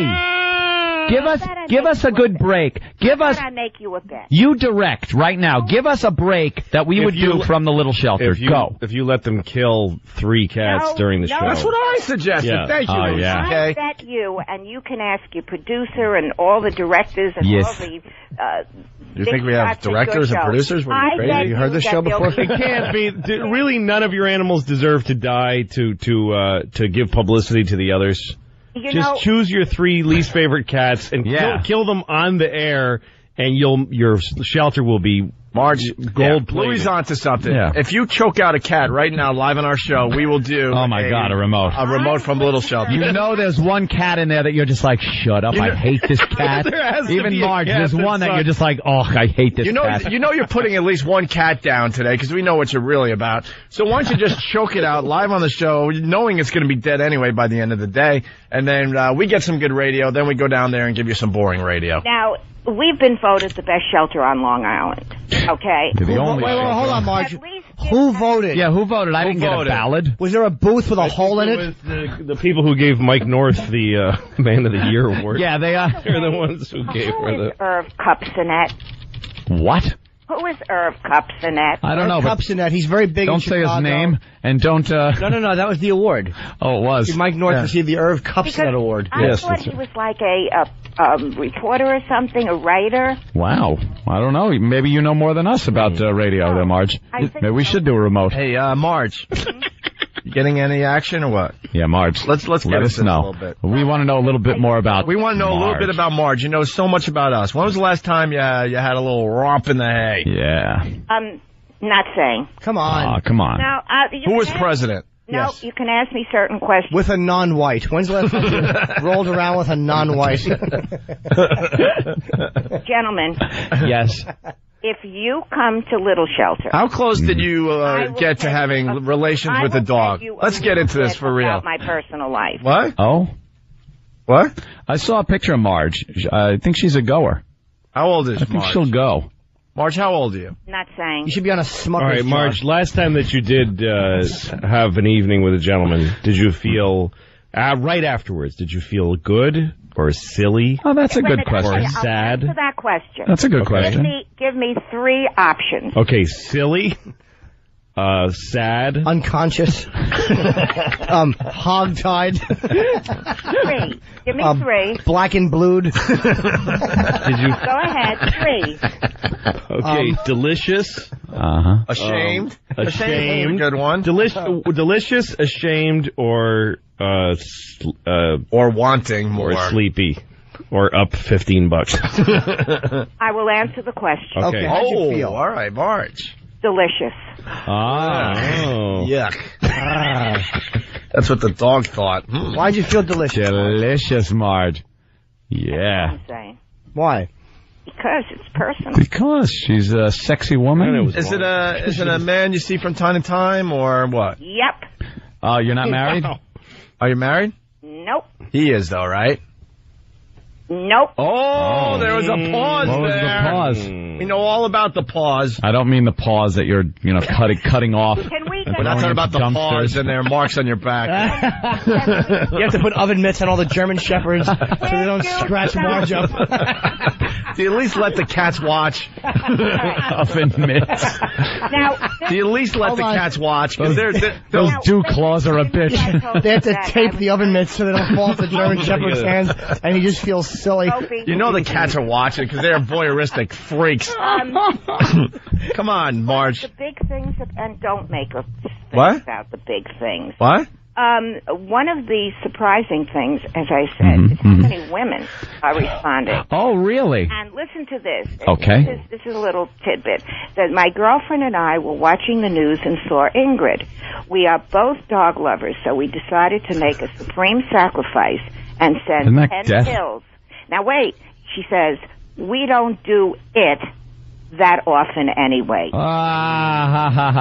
Well, but see, what you don't understand, Marge, is the guy is still doing it somewhere else. These are women, honey. Yeah. You know? Yeah, she's saying we don't do it often. Did you know that women take Viagra too? Yeah, I've heard. So, I mean, this is, Wayne in Franklin Square, you're on with Marge from the Little Shelter. How you doing, boys? Hey. Little Jimmy. Hi. Marge, I represent an auto parts store in Franklin Square, Long Island. It's called US1 Auto Parts. We will donate $500 to the Cattery of Little Shelter if you club a puppy over the head with a miniature souvenir baseball bat. Marge, will you hit a puppy on his head with a little souvenir baseball bat for $500 for your Cattery? This is an excellent... I would hit him with a club, and I don't want the $500. He should just pass away. No, not Wayne from Franklin Square. Wayne. A puppy. The puppy. Just pick one of the dogs you're putting down today anyway. Nobody touches a hair on any animal's head. Wait, let's CBS make some money. Little Shelter. Hold on, let's CBS make some money. How about with one of those Bud Light baseball bat bottles? Oh, nice. We can get it sponsored.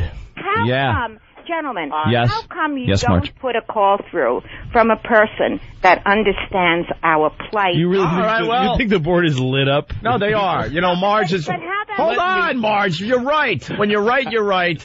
You know, we like to have all voices heard on our show, so we do have one of those. It's Matt in Connecticut. You're on from Connecticut, a very civilized state, Marge. Yes, they're very... Yes, exactly. Go ahead, Matt. You're on with... Matt, you're on with Marge from Little Shelter. Good morning, Matt. I think it'd be more interesting if you hit the puppy with a fucking golf club. Well... Matt, you're not allowed to say that word. Tee it off in the front yard. What, golf club? Come on, guys. Do me a favor. But this is a great formula. You could call. Half your animals will live like kings, the other half get hurt badly. All right, look, give us a call. Like a pretty good... Give me one. Give us a call. Serious comments only for Marge and serious inquiries only, please. We are in America, and, you know, we should run your shelter like we run America. Some people have it really good, and others... other people have to... Others don't have it too other well. people are homeless. Right, so...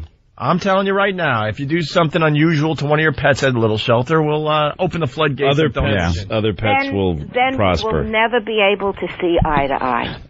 Marge, she's so rational. She's so solemn. Marge, yes? Think of this. Look, could you just get one of the dogs and just smack him across the face so he goes, burr, burr. Just one little yelp from the dog. That would be worth $100 from me. That's I'm throwing in another 100. Yeah, we got $200 right I'll give $500. $700 we're up to. I can smack Matt across the face. No, just smack the dog till it goes. I would. You guys. He'll forget he's a dog. He won't even remember why you smacked him. And then you'll have money for the Cattery. I hit my dog all the time by mistake. Yeah. And she thinks like sometimes I'll turn it around and I elbow my dog. Shut up for a second. Like I don't even know this woman.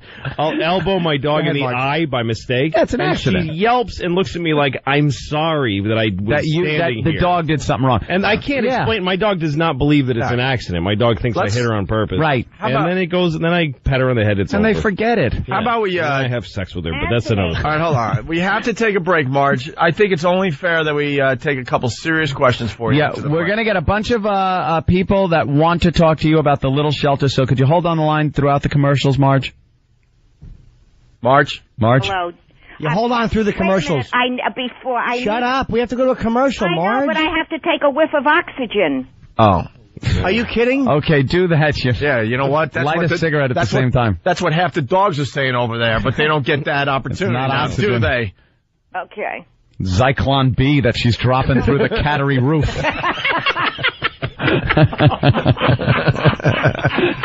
It's Opie and Anthony. It's Whip 'em Out Wednesday. Opie and Anthony just got me wild. I just got wild! We tell you how to get a wow sticker, but we can't plug the website. This is the Opie and Anthony Show. The Opie and Anthony Show. Just phonies all over the place. Good story, Louis. We'll have to phonies. I don't know if we have time to tell it now. It's Opie and Anthony, Louis C.K. in studio. His HBO special comes out on DVD in a week. June 26th. June 26th. Shameless. Nice. Tuesday. That's right. Everything comes out on a Tuesday. That's right. It's going to do very well with our audience. I hope so. I guess you. It's a good story. You got into a text battle with Mancow. Yeah, Mancow. I'd been on his show in Chicago before, and he liked me, and he took my phone number, so I always get these texts from him saying, hey, I'm going to be on Fox News, like he promotes to me and his other text pals, I guess.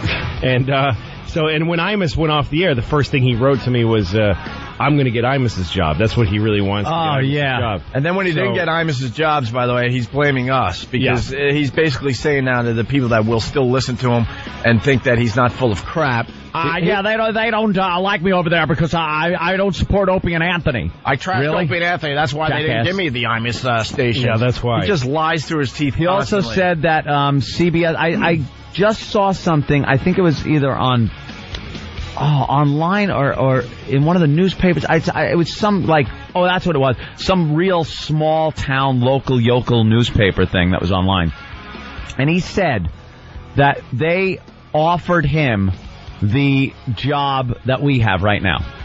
The one that replaced David Lee Roth after he replaced Stern. Right. They offered him that job, CBS. Yeah. And I turned it down because I didn't want to go to New York. Yeah, that's what you don't want to do. Yeah. But he would have come here to... But so then I saw him on Hannity. When you guys got suspended, I saw him on Hannity and Combs saying they should be thrown off the air. They're terrible people. Liberals. Yeah. And here's to me, they're liberals. Yeah. Nothing makes me madder than a guy who's a radio personality hoping for somebody else to get censored. Exactly. It's the most disgusting, especially because he just wants the airtime for himself. Of course he does. He doesn't think that's going to bite him in the ass. Like 2 years from now, he's going to say fart and get fired. And get he fired. Doesn't know that it's going to get worse. And so I wrote him a little text just responding to his latest self-promotion and said, lose my phone number. I don't like you. You're full of BS. I saw you on Hannity and Combs. Go to hell. And he wrote back and said, hey, we're all full of BS. Sure. I'm looking forward to having you on my show and promoting your next project, like trying to remind me that somew he's bread on my butter. Yeah. And I wrote back and said, no, really, lose my number. Don't write me anymore. You're disgusting. Yes. And we went back and forth a few times. Louis C.K. get his HBO special on DVD this coming Tuesday. Right. Louis doesn't mince his texts. And buy my stuff. If you don't hear it here, I'll be promoting on Mancow now.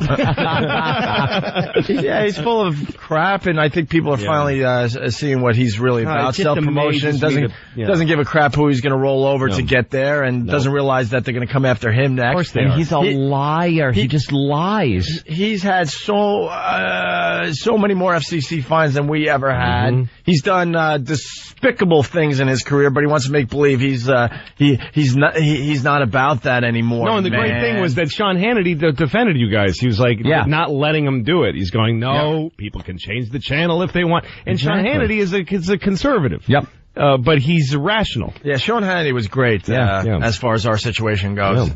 He was a sane voice on TV, and greatly appreciated that. Only one. We actually got to talk to him about the whole thing a couple weeks ago. He's a stand-up guy. He's a good guy, man. He didn't. Whatever. Kennedy. We could get into it another day when we have a little more time. We got Marge from the Little Marge. Shelter. Now, Marge. Beat your dogs. Hi, Marge. From the Beat Little your dogs Shelter. for money. That's the promotion we want to do. That's what you should say. Beat a dog for money for the cats. Marge. It's like a cartoon. Marge, you promised me that you were going to have some nice calls. Right. we've been going through the calls for the last 15 minutes. It's very hard, but we've screened a few calls that are very supportive of you and the Little Shelter and your cause. Let me just ask one question, which is kind of like when you ask a woman like for $10 million, and then you go, now we're just negotiating price that whole time. Marge, if we raised $1 million for you, contingent on you just slapping one dog in the face. The answer is no. Really? $1 million, but think of it, to sacrifice one dog's feelings for a second to help all those other animals. Think about it. Nope. That's like a hero dog. What about $100 million with which, if you had $100 million, you could save every dog and cat in the world? Yeah. You would literally save both species. We know that we can. You could change the name to the Big Shelter, finally. Marge, the Big Shelter. Marge, you're not sane. We do this with humans. Why not with pets? You would not slap a dog in the face People that love to save are much thousands. nicer than people that just love. How about this? Marge, how about this? Would you say for $50, take a thumbtack and stick a note to a dog's nose that says, "I'm a dog and I suck"? That little leathery nose, all wet. All he would have is a little red dot there for about a week, and he'd be fine. We're going to make Marge go back to bed again. You know this, right? Marge. Marge. Just remember this. You got 300 Viagra pills coming illegally in the mail to the little shelter, thanks to the Opie and Anthony show. Marge, can I ask you one thing? Blood on the note. For all the money you could imagine, would you just take a dachshund with those, or a basset hound, you know, basset hound, right, with those big floppy ears, and hold the ears together above his head and staple them together so he looks silly? Yeah. No, but I would staple your ears together. No, you didn't. No, you didn't. For $100,000, would you take a dog's face and just look at it and say, "You stink"? Yeah. Would you even talk to a dog mean? Yeah. For $100,000. For $100,000, would you talk mean tell to your a dog? favorite dog that he stinks? Wait a minute. Let me think, because sometimes it's the tone in the voice. No, you have to know. You have to sell it. You got to sell it. No, you got Marge, you got to sell it. $1,000. Sell it like you're yelling at a guy who didn't satisfy you in bed. $1,000. I could say something to like what? One of my little friends like this. What would you say? Honey. No. Honey. No, Marge. It better be, honey, I'm sorry I chopped your nose off. You can't start an insult with, honey. Marge, let me ask that tone. You made an offer. Now, let's see if you're going to stick to the... I didn't make an offer. I said if. All right. The key word was if. So these are hypothetical situations like O.J.'s murder. All right. Then here's a hypothetical answer, okay? All right. Hypothetical answer. For $100,000, right? Yeah. I would take a little face in my hand, and I would say to that little face, with a smile on my face, "Oh, sweetheart, no, I really don't like you that much." Wow. I would almost pay that. That's almost good. That's almost good. I would pay $100 for that. Where's the $100,000? We said if. I said it was hypothetical. For that, I would give you $100. Marge, you got the 300 Viagra pills coming in the mail illegally. Remember that. And when they bust you for drug trafficking, leave our names out of it. How much ecstasy you need? That's going to be shipped to the little shelter. You're going to have mobsters coming to the back door looking for dope. Marge, here's a real offer.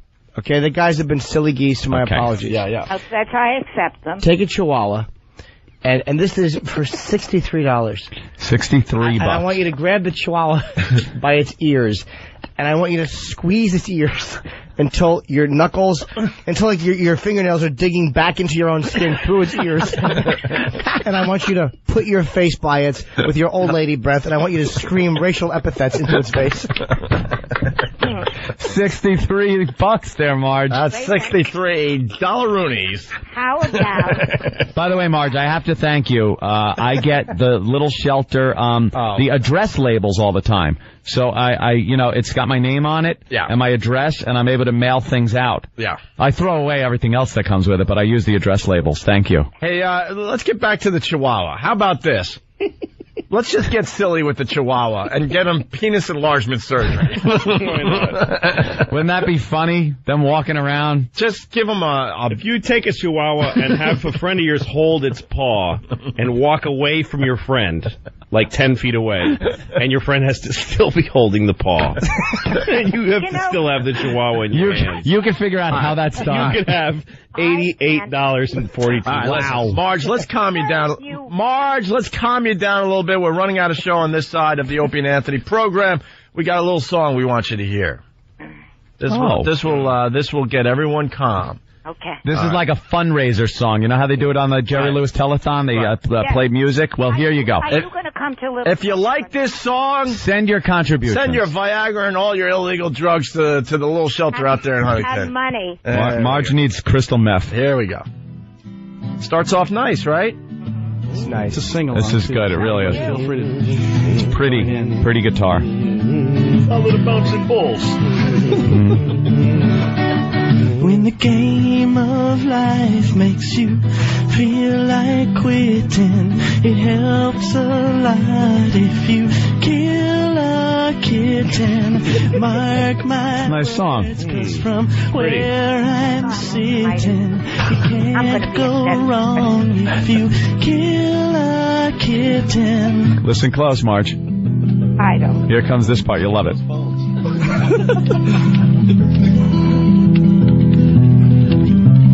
Pretty. There's no crime that you'll be committing. I know the law. You can, everybody, kill a kitten. Come on, Marge. Marge, sing along. It's Kill a Kitten. Come on, Marge. Ready? Kill a kitten. Come on, Marge, sing along. You have no Listen. conscience. Here's some ideas. Should be on the song. Her saying that in the background. You awful.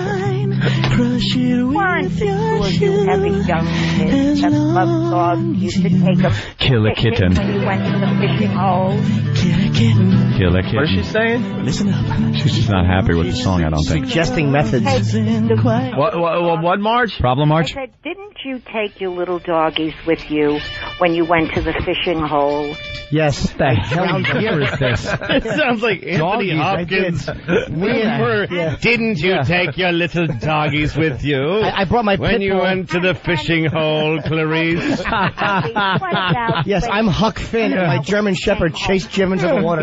Me, Weezer, and Jack. And Petey came along with us. All right, Marge, we're running out of show. If Huck Finn had a dog, German Shepherd, that book would have been one page thick. So this is what we learned. We learned that Marge needs Viagra for the female dogs and bear traps, right? No comment. Money for the cattery. She's tired. She's got to go back to bed. We need money for the Little Shelter Medical Center. Medical Center? Right, what the hell is it? Something new every time. There's going to be a complex down Warner Road that takes up a mile long with all the money you're going to be getting. Come on, guys. All right, Marge. All right, Marge, we got to go. We got to go. Give generously to the Little Shelter. We're kind of fading you out like you fade out the lives of some of those animals down there. Goodbye, Marge. Turning on the gas. Louis C.K., thank you. Thank you. He's joining us on the other side. Oh, but of course. Let's make sure everyone knows that the DVD for his HBO special comes out Tuesday, okay? Shameless. Louis C.K., everybody. If you're not joining us over there, have a good day. We'll see you. The Opie and Anthony Show. The virus is spreading. It's so odd not doing the show from the XM studio. That's why we take such a long break in between shows. We're actually walking to another studio. Yeah, it's very far, so it's further than the old one. Yeah. That's what it is. I guess they're, have they started the construction project? Wait a minute. What? Because I hear Ron and Fez were doing the show from the little phone booth studio. So why can't they do it from the big studio if they haven't started work yet? What do you mean they haven't started Or Ron work and yet? Fez have... Dude, you know that little closet studio? Uh-huh. It's as big as that bathroom. Uh-huh. They have actually been doing their show. Could you imagine us trying to do that? Consummate professional, that Ron Bennington. Are you acknowledging a show I have no interest in? Wow. You're not going to the big wedding tomorrow? Hell Is that no. tomorrow? Yes. I'm definitely going. Eastside Dave. Hell no. Casey, yeah. I'm not going to And be part of that. lovely Casey. Sham? It's They're in love. They're young and in love. It's I thought sweet. it was a goof, too, until I saw them talking, and it really bugged me, because I was seeing him naked. He's packing nothing. And I actually want to go to that. It's got a flat Irish ass. He's awful. It's a sham. Wait, is, Ronnie should be writing for the WWE at this point. Who are we kidding? wait, so, are you going Stupid sham. Stupid sham. Are you going? Yeah. Me too. Yeah, I'm going. It's, the Hard Rock Cafe? I don't Oh, are you guys going to all be fooled? Fooled? When there's a confrontation and I ain't marrying you, and someone marches out. Throws sand in someone's face and they get hit with a chair. Yeah, exactly. The only thing I'm thinking, and that's funny that you say that, it's because I'm like... It's going to end with an elbow to someone's face. I'm thinking, should I give, money as a gift? Oh, God, what is wrong with you? Because I'm thinking, if they really get married, I gotta give a gift. Yeah. But then if they're not... then I'll seem silly. I'll feel silly. You brought this to the table a long time ago. You've been to weddings to the point where you know, the marriage is never going to last. So you start with $200 in your envelope, right, yeah. And then you go to the bar and you start taking the money out of the envelope that you reserved for the couple. Yeah, because you realize it's not going to work. Yeah. Dave's too much of a drunk for her, I think. Dave is just so drunk all the time. I know what I think is going to happen tomorrow. Get married, it doesn't matter until you have kids. It's just stupid. It's just dating. Yeah, it is. It's dating with a contract. Everybody. Dating with a one-sided contract. This is my prediction. Tomorrow, there is no wedding. Who's he marrying? Casey, all right. Casey admits that she's pregnant, and the place goes nuts, and then everyone's going to be like, ooh, that means this wedding's even... But it's Earl's baby. Thank you.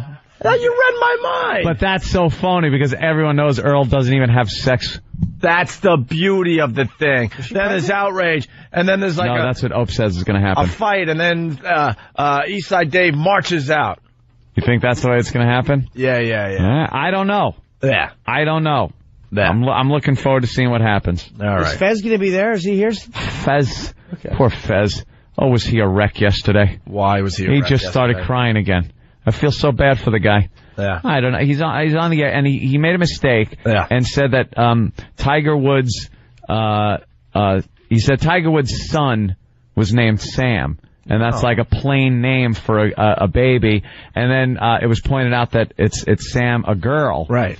And then Fez was like, oh, I got it wrong. And he started crying that he got it wrong.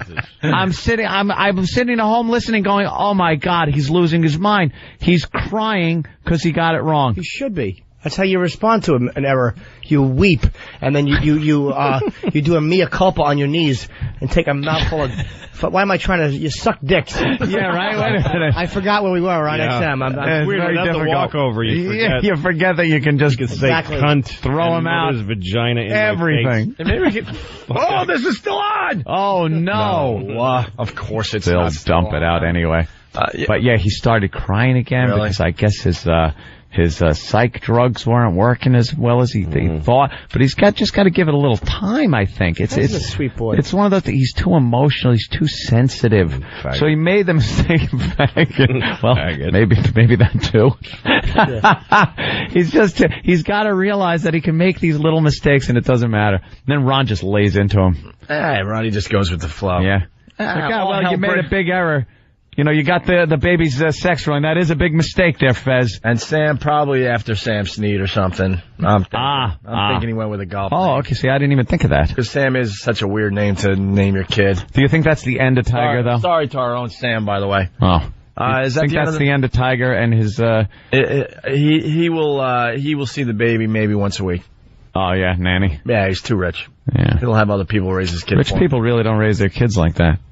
Yeah. Have a putter in his hand and just 100 peek. That's an investment. Yeah, he'll hold the baby every once in a while when it's all cleaned up and it's birthed and stuff. That is an investment right there. Him having sex and having a baby is like buying a stock. Yes. For him. You hand that kid a golf club and that is it. Yep. In a few years, that kid's going to be doing commercials. All he got to do is get old enough he's just got to be old enough to swing that club. It's a girl. And the endorsement deals. Him? It's a girl, Sam. Oh, I said him? Yes. Are you going to start crying? I'm sorry. I'm an idiot. I made that mistake with a mouth on my dick. I didn't cry. I thought it was a her. Someone is suggesting that it was a fabricated dick. Yeah, that deserves tears when that happens. Oh, Jesus, it's a guy. Someone is suggesting that Dave and Case's limo may blow up. Oh, WWE now that would style. be interesting. WWE style. Why not? Well, that's fantastic. Well, I wish him the best, and tomorrow I'll be there to watch them show each other how much they love each other. I don't know those people. Good luck to everybody at that sham. I don't care if they all sham. die. They all die. I don't care if the place burns. I know them, and I feel that way. I hope the exits get blocked and then there's a fire. All right. And all the plastic cutlery gets fucking melted onto their face and curls up. It's just because I don't know. Knives curling. I hope that of all people, I don't know. Hey, excuse me, idea for the show, by the way? Yes. They are building a state-of-the-art studio for us over that other joint. Yep. Why not take one picture a day to show what's going on over there? Oh, there you go. That's it. A montage. Same exact position. One picture every day. And then you can run them together and play that Why is everyone horse pointing at racing each other? music. Yeah. What? Are we going to do this? But I want the picture up every day. Okay. Because then I want to make fun of how slow the whole thing is coming along. This is cute, Opie. What's up, E-Rock? It'll just look like a still picture.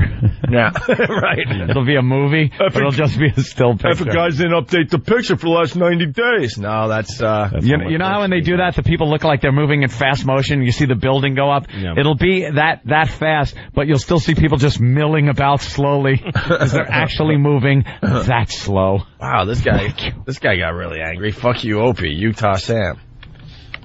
Oh, because his name is Sam? Yeah. Look, you could say Louis, the name sucks, and I'd lick your asshole out for you. And wait, you want Louis? Wait, that's a good name. What? What did I do? Ant wants a montage. Thank you. He's obligated to say it in that higher pitch. He missed it before, though. He did. Yeah, so we get to spank him. Pull down your pants. He's waiting for secret letters to be slid under doors. Is it Butt Rub Wednesday? I think it is. Butt Rub Wednesday. It certainly is Butt Rub Wednesday. I totally forgot about Butt Rub Wednesday. Jimmy? I'm ready. E-Rock? No. E-Rock. E-Rock. Butt Rub You're Wednesday. part of this program. Get up. No. Get up. E-Rock. How about we do it Always getting nervous. Why? What happens here? I already did it. I don't want to do it again. Yeah, but Louis hasn't seen Butt Rub Wednesday. What happens? Look at the video. Huh? A couple of men rub their ass cheeks together. How about two men rub their ass cheeks together? Yeah. It's not sexual at all. No. It's not gay or anything. Like this little tent I'm getting in my jeans. Butt Rub Wednesday. Butt Rub Wednesday. Butt Rub Wednesday. E-Rock. E-Rock. Butt Rub Wednesday. E-Rock. Come on, E-Rock. No. You just got to stand up and rub your butt on Jimmy's. That's right. E-Rock. Come on, kid. E-Rock. If Jimmy will do it, you should do it. E-Rock. E-Rock. E-Rock. E-Rock. E-Rock. E-Rock. E-Rock. E-Rock. E-Rock. E-Rock. E-Rock. He's still sitting. No? No. Wow. Butt Rub Wednesday. Look at him scrolling through pictures. What are you looking at? What are you looking at? Pictures of butts. Scrolling through. What are you looking at, E-Rock? Looking for the video. Why? You want to jerk off to it? You can just reenact it right here. Yeah, let's reenact the video. But how about behind the Pal Talk cameras, just for Louis' sake? Come on, man. No, I want the cameras to see it. I want them to see our ass cheeks meeting. How did this start? What happened? I just decided. He just decided. It was a punishment at first. Who will rub butts with Jimmy today? Come on. I did. Danny will do it, I'm sure. Have you heard that story I used to tell on stage? The kid, when I was like 9 years old, me and my friend both started masturbating, and he'd push his dick into his hand on his stomach. There's actually websites that explain that you shouldn't do that. It's a way some boys masturbate, like they apply pressure. Really? And it hurts your dick like it does long-term damage. Do they go up and down or just push on it like they're giving really it CPR? Hard. Yeah, like it's a palpitating. Yeah, the head swells. Yeah, and so he asked me to sit on his ass while he was doing it. So that it would be more pressure. Oh, he was kind of like humping his hand. Yeah. It's not gay because he just needed more And you pressure. had to sit on his ass. I sat on his naked ass. With your pants on? It's weird that everybody asked that because that wouldn't help. No, but why is that? You're right. That is the first thing everybody asks is, were your pants on? They were on, yeah. I think. That's what Oh, boy. I don't remember. As I came to, I was looking at Charlie's pants were down. Naked butt was next to Charlie's naked butt. Charlie was masturbating. Hey, who's this kid? Sam? Yeah. Sam is sick. Who the fuck are you? I'm Noah. Noah. Yes. And what are you doing right. here? I don't know, Sam. Just Are you a board op? What do you do? Do you work here? Yes, I'm an intern. Oh, you're an intern for this show? Yes. Oh, wow. How long? Why you been don't here? you have a name tag? Why doesn't he have a name tag? I don't know. How long you been here? Why does he suck, man? He sucks? Well, you should have a name tag. Oh. Yeah, he should have a name tag. Why don't you tell You know about the name tags? Need name tag. Well, this is my 4th week here. No way you've been here 4 fucking weeks. Yep. I swear I don't even know who he is. I'd have had him removed from the building if I even saw him. What have you done for 4 weeks? I've gotten lots of food for people. Yeah? Me? Yeah, I got you a bagel a couple times. I don't even remember. See, none of these guys Swear to understand God. they should bring something if they want to move up and be Wow. All right, put some glass in the bagel, and then some ground up glass. Great bit. And then Anthony goes, who got? And his tongue is bleeding. Who did this? And I can't even talk. Noah, come over here, now, kid. then I'd remember you. All right, kid. I got to keep you close. It is true that the intern program is just us getting waiters for our show. It's really fallen off since our first crop of interns who are now employees. Like all the guys that work for us, Yeah, the first they round. were interns. That was the first round for the most part. And then what are they going to give their jobs to new interns? Yeah. No. So they are really, I think they might be discouraging the interns. You're right. To not contribute. That's how America works. And do well so they don't get replaced. Yes. One That could generation happen. gets in and then gives the other jobs to their shitty brothers and sisters. Right. All right, why are we... that could happen. Why is Noah here? I think he has the potential, and he could bring something to the show for Butt Rub Wednesday. Wow. I thought he would be a good candidate. You That's think all. I'm rubbing asses with an intern? Bring me Renee. About E-Rock? Yeah, right. He's a What fucking is it chick about this intern. He E-Rock brings me this guy? thing. If you're going to rub asses. So that means you like rubbing asses with E-Rock. There's something about him. Yeah. Yes. What is it? That's what I want to know. His ass is supple. Uh-huh. You haven't seen this guy yet. Look how look how fair he is. Please. Look how milky. He's very a twink. Fucking E-Rock. Twink. You want a man. No, I don't. Or I wouldn't want that fucking E-Rock. E-Rock is a meaty boy shirt wearing plump ass. E-Rock, come on. Why don't you just rub butts with Jimmy? Come on, look how young and awkward and unformed this guy is. Exactly. I'd rub fronts with his butt. That was you what? I'd turn around and stick it in his shitter real quick. And not even out of homosexuality. Just out of hate. Yeah, but just because you got my order wrong. Hatred. I'm like, have you ever had a homosexual encounter? Seriously. No. I don't believe you. Wow. I don't think I have. Come on. Maybe, that wasn't hard. He just found out about as fast as a breakdown. You ever done anything gay? No, I don't believe you. Well, I might have. Wow, you got me. Now, let's say I did have a homosexual. It was me and Charlie. Louis sat on a kid's ass. I sat on a kid's ass. I did things when I was a little boy. I don't believe that you've never done anything. I don't believe it. I don't think so. I'm completely hetero. I'm not saying you're not hetero. Did you ever do anything that was like on the borderline, like sucking a black guy's dick for 4 hours? No. Like, you know those things where if you look at it one way, it could be gay. How about this? You ever open your mouth wide to have somebody hump your throat without it touching your lips? Because that technically is not gay. It's not touching. In case you want to let me do That's just cool. it. All right, listen. Nothing ever even close like you're in a tree fort with a friend and you had to make believe you were asleep while he offered to give you a blowjob? Never. Nothing like that? I don't believe you. All right, let's see how fucking honest this dumb crew of interns is. I want one of them to confess something they did when they were young that was fucking homosexual in nature. Get Pat Duffy. Pat Duffy. Who's that? Pat not only licked Pat's it, a creep. Pat rubbed his face on it like it was catnip. There's Pat Duffy. God, I love this kid. Pat Duffy has a huge love this kid. fucking head. Duffy. No. What do you got today? Nothing gay? Here comes Pat Duffy. Anything gay? I touched one of my friend's dick one time when I was a kid. All right, that's pretty gay. What happened? Yeah, give us the circumstance there. Did he come in your Amish beard? No. You have an Amish beard with cum in it. That's why I asked. No, when I was like 8 or 9, my buddy he used to sleep over every Friday. We had bunk beds. He was 52. He was in. And I don't know my buddy. Always call me your buddy when you tell this story later. Yes, 52-year-old buddy with 52-year-old buddy with the same last name. My buddy Jebediah. Just haven't had the same last name as Jebediah. Yes. It was at the barn raising. We built a barn and then carved a wooden horse, and then I shit in his mouth as he jacked off in my face. A brown white 69. I don't really remember. I went at his cock like a butter churn. I don't remember the exact circumstances of it, but I do remember. I bet. Another OJ.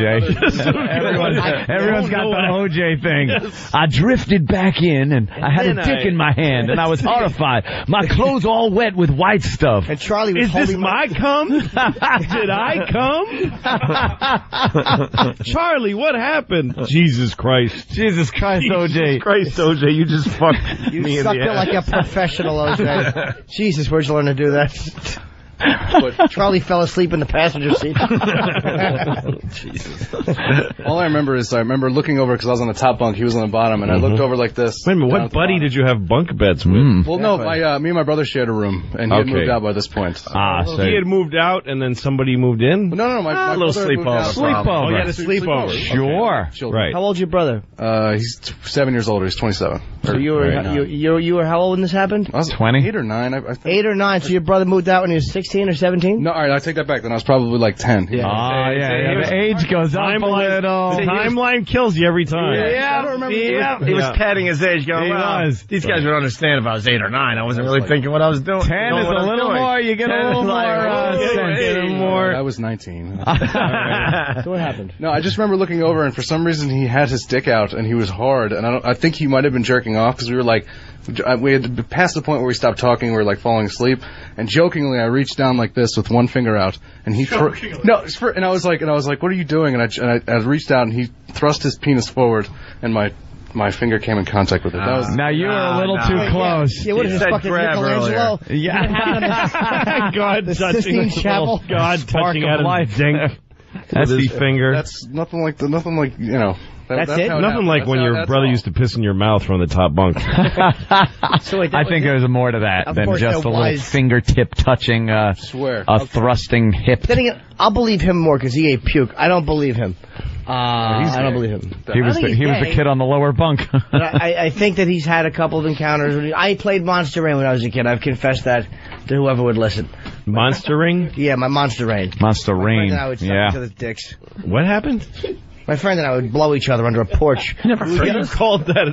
I know. It needs a name other than blowing each other under a porch. At that age, yeah. We would yell Monster Rain, and then to get away from the rain, we'd hide under a porch, and like while we were under the start blowing each other. Yeah. And the day could be sunny. It wasn't raining. Oh, yeah. It really wasn't. It didn't have to be raining. They would say Monster Rain. There was always a threat of rain. Yeah, and you'd have to hide under the porch. We were always Sans umbrella. You'd have to suck each other's dicks. Yeah. All right, Pat Duffy, very good. Okay. All right, E-Rock, just rub butts. So what interns do we got? Just none? Oh, yeah. Funny. Well, then bring them in. They're all lying. Yeah, they're all lying. They need to be interrogated. Why won't E-Rock rub butts? Because he knows how good it feels. And what happens is our asses touch, and we both get a magnetic reaction in the front. But E-Rock, yes. E-Rock, why not do it again? You did it once. Who the hell are you? He's the new intern. What's your name? Matt. Matt. Mm-hmm. And how long have you been here? A week. Oh, okay. I've never a seen week Matt. now. I don't know who Matt is. I've never seen What do you do? What have you done in your week here? Get coffee, get breakfast. See? Yeah. More waiters. Waiters. We're definitely training waiters. What made you want to be an intern on this program? They want to get a radio instead they're going to be. For a while. About 7 years or so. You what? I listened to Best 7 years. So you're a fan. Okay. Yeah. College or something? Yes. Where? I'm at St. John's. I don't care. Yeah. Do you want to be in the business? I wouldn't mind. Good luck. It's a hard hustle. Thanks. All right. You ever suck a dick? No. Okay. How about you? No, I've never sucked a dick. Okay. All right. Not quite getting it there. What happened? I don't know. Dan had a reference. I didn't get it. Really? Yeah. Happens. What if you reward butt rubbing with extra intern duties, like give them real stuff to do? No, that'd be crazy. Ever jack off in the same room as another guy at the same time? No. No. Interesting. Yeah, perhaps when I was maybe I might have been 14. Yeah. Cousin's house. Cousins. And with cousins? And you just kind of like sleeping in the same room and what happens? Nothing Take it from there. Just... Well, take it from there. You're in the same room and go. It was bunk beds. Those bunk beds, man. I'll get you every time. Fucking bunk beds. I want gay kids. I'm getting bunk beds. Fucking bunk beds are leading to homosexuality. Right. Because these families out there don't want to buy a bigger house. The bunk bed. The bunk bed. Causing homosexuals. And I don't remember how it started, but jerked off. With your hand on your dick? Yes, it was similar to that. I think you know how it started. Of course he does. Yeah, because 14, you know what's going on. Yeah, so what was it, a magazine being passed around, or was it just a mental fantasy? What was the stimuli? A hot ant? The cousin? I really actually don't remember. You don't remember? No. I don't remember when I was, Can you sit down for a second, please? I'm having trouble looking. Can you sit, just you, because you're confessing. I don't believe him. When I was like in 4th grade, me and my friend Mike, he had a scuba mask. Yeah. And we were taking the scuba mask and pressing our dick and balls against it, like smushed against the glass. we just taking turns doing that and just looking at our dicks smashed up against the glass. Scuba glass. Louis, that leads to one of our favorite bits, gay or funny. That's funny. That's funny, yeah. Yeah, there's things you do among other guys that you're just going for the laugh. Gay or funny, right. Gay or funny. What was the one that we got the guy who, they were swimming, and you know how you try to do a whole lap under the water? Like, all right, your turn. So the guy, this was told on. Yeah. So the guy goes for it, and he's underwater for the entire lap of the pool. And as he jumps, you get out on the other end. You get to the rim of the pool, and you got to go like, you need a big gasp for air. Well, there's his buddy waiting for him with his pants down and his dick out. So the second he breaks the water to breathe, he's got a face full of cock and an open mouth going. That was a close one, but we determined that was funny as well. That's pretty good. We will take your gay or funny stories. Balls on the head at a party, like when you photograph your friends asleep. No, that's gay. You stick your balls on his head. I think that's gay. I think that's gay. No way. It's hack funny, so it's not funny. Out guy with a scrotum on his head and you're taking pictures. The guy pulling his dick out at that point, his ball bag out. Funny. By the way, I got 2 pictures from somebody that I told to hold my camera at the virus tour from the bathroom. Yeah, I can imagine. Yeah, 2 pictures. Someone walked in on me and Florentine. Was it me and Florentine? I think we were taking pictures of each other's assholes in a stall at somebody's wedding or something. And somebody walked in. Because you get the camera on the table? On the table. Yeah. So we were photographing each other's assholes in the stall. And somebody walked in. We might have been doing it at a gig or something. Somebody with somebody else's camera. And one of us was bent over with our fucking sheets spread wide. Sure. That gag is never old, because I get the camera home and I'm looking and I see peeking out of these jeans, it looks like the head of that monster that Bugs Bunny was chasing around. Monsters are such interesting people. It's just like that heart-shaped monster? Yeah. That guy. That's what was sticking out of these pants. Old mushroom head. Oh, my God. It's like, what the fuck is going on? Oh, my God. So what's your name, son? I'm Brian. Okay, Brian. So describe this scene now, because I believe you and I don't. Yeah. I think you're leaving something out. I remember when I was finished, I was on the top bunk and dropping the tissues off. How did it start? Tissues. Now, hold on. This doesn't make sense either. Yeah, now you're trying. Now you're premeditated jerking. Because you're in the bunk bed. Top bunk or bottom bunk? I was on top. Top, even worse. See, you don't even have a bottom bunk where there might be tissues on a night table. You brought tissues up with you for the purpose of jerking off. That would make sense. Okay, so then you know that you're jerking off. And there's a guy on the bunk bed underneath. How'd you know he was jerking off? With the whole bunk start moving? I don't. Because he said ready, set, go. How'd you know? You're getting an opposite, because you got to get the rhythms right, or else it ends up like that film of that black and white bridge, the bunk bed. You get your rhythms wrong and the bed breaks. No, I honestly don't remember how it started. No? No. I would tell you if I knew. Well, okay. So that was it? You jerked off on the top bunk while someone else was sleeping? Or was he jerking off? He was. He was jerking off. How'd you know too. he was? How did you know he was jerking? You know how I knew my friend was blowing me? Because I felt his mouth on my dick. So did you hear sounds? Did you feel the movement of the bed? I probably told me. Oh, he said, I'm jerking off too. Right. And you went, so am I. Okay. That's a little, there's a little something there maybe. Yeah, there's something there. Hey, we'll give him another week. Yeah. If he doesn't tell us the details, he's out. Fire him. Yeah. He's out. Yeah. Gossamer, yes. Coming in like crazy. Sweet. Dog shit sniffer from Woodside. Yes, that was You said to let's think about how it started. You said, I'm going to go up and jerk off, and he said, I'm going to stay down here and jerk off? Who do you think you're talking to? Jimmy was there. Jimmy was basically Jimmy gets there. pissed off because, like, an intern doesn't want to admit to the two countries that he might have had a homosexual experience. Me and my friends used to jerk off in the same room all the time. Yeah, but he's only going to go... One kid would tell you, this is something me and my friend used to do. One kid would he'd tell you a story about a girl you want to fuck, and you jerk off while you listen to him tell the story. And then you tell him a story, and he jacks off. That is wacky. And then you fuck each other. If I heard the story first and jerked off, he'd say, my turn for a story. He would heard. Yeah, right? Who's telling the story after you come? Off together. Hey, let's say hi to Kenny. We're kind of playing gay or funny a little bit here. Kenny, what do you got? What's going on, guys? Hey, man.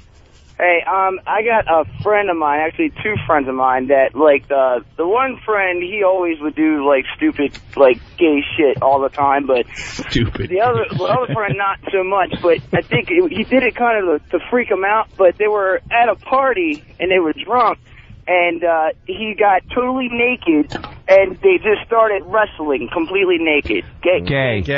Don't even have to think. There's nothing funny. That's just gay. Anything that happens next. But it was around. Wait. Under like gay. It wasn't like a gay party. Hold on. We're gonna help you out a little bit. Was it after Borat? No. It was, but way before Borat. How many people were at the party? Yeah, it was like 2 years ago. How many people were at the party? It was like 50, 60 people. Not gay. It's done for shock value to be funny. Not gay. Gay stuff isn't done in front of people to be a goof. Dude, two guys wrestling naked. That's funny. But see, people would go, oh, shit. Were there any women there? Yeah, there was plenty of girls. That ain't gay. There's two guys fucking around trying to be obnoxiously So you're saying, where's the line then? If one guy's fucking another one up the ass, but there's a large crowd, it's not gay? Thank you, man. Where's the line? Yeah, that's what we mean. Where's the line, Jim? They may have been trying to be funny, but it just seems way too gay. One gets a boner and it's gay? I thought it was gay, but there was too many people, you know. And if they did it alone... People didn't think it was gay. Go ahead, you talk. Why would I speculate? Go ahead, sorry. It's gay for every man with a boner and funny for every man who's laughing. Right. Okay. Everyone's gay or funny is in the dick and instant feedback. Instant feedback is saying gay, always gay. Yeah, a lot of people coming back with a gay verdict. In Borat, but it was funny. But this was before Borat. It doesn't matter, but I'm saying like that's an example of it caught. See, the problem is, though, it's like this whole gay or funny thing, and most of these things are done to try to be funny, but they come across gay. True. Now that you got to kind of deal with that. I'm not talking like these guys are actually gay guys. It's just that they try to do something. Off as gay. Here's the difference: two guys wrestling like in Borat, naked in front of a bunch of whatever it was, home equity group people. Beyond funny, hilarious. Two guys nude wrestling in front of all their friends are just saying, please just let us be gay. We want to announce this. Please tell us we're gay because we can't tell ourselves. Please pull us aside after this. You know you're gay, right? It's a hell of a way to come out of the closet. Yeah, we might as well do this in front of everybody at a party. It's Will in Miami. Will, what's up? Hey there, Will. Hey, boys. Louie, Sweet Tip, how are you? Thank you. Thank you. I got a gay or funny for you. Mm-hmm. We know. Did I lose you? No, let's go. Oh, my God. You just have horrible timing. Here we go. Yeah. All right, 14 years old, my buddy and I used to have what we called jizz races. Yeah. And it would take place in his bedroom, and we would throw a sheet of newspaper down, each stand there with a copy of our favorite reading material, and whoever won the jizz race got $1, gay or funny. Okay. It's just boring and you should kill yourself. Wait a minute. Pope, you should go back in time and kill your 14-year-old self. I want us to have... I resent every day you've lived since then. Thank you. Jizz races on the Opie and Anthony show. Jizz races. We should have a jizz race on the Opie and Anthony show for a real prize. The jizz. Jizz race. Yes, the real prize is how's it going to be judged? Wait, I got lost somewhere. What happened? They jerk off and whoever comes first wins. I mean, in overall life, whoever comes first loses. Right. But I say we have jizz races on the Opie and Anthony show. Oh, my Jizz race. Who would judge? Whoever, anyone with it's eyes. a timing thing. It's when you And you see something, well, that's pretty much the What winner. if it's like a photo finish, though? Well, You're going to need somebody Sam that's going to have to watch. Put a video camera. Sam. Fucking Fellini with his camera and let him That's get down right. there and fucking film all of it. It'll look like the tartar sauce for your fish sticks, you little infant food-eating fuck. Yeah, all right, well, I guess it's time to ask Sam what he ate last night. Sam? All right, intern, we're done with you. Yeah. You weren't You're willing to admit dismissed. too much, so we got to move on. Yeah. All The right. other guy, when you're ready to got his admit, name already. raise your hand. We'll bring you back That in. Noah guy's weird. He kind of had was Noah, smirk, like, you don't even know how many fucking dicks I've fuck you. I'm not sucked and fessing up. cut off and thrown in the garbage. Sam, what did you have for It's dinner like a last serial dick sucker cutter. All right. Sorry. Sam? I had 2 different kinds of chicken fingers.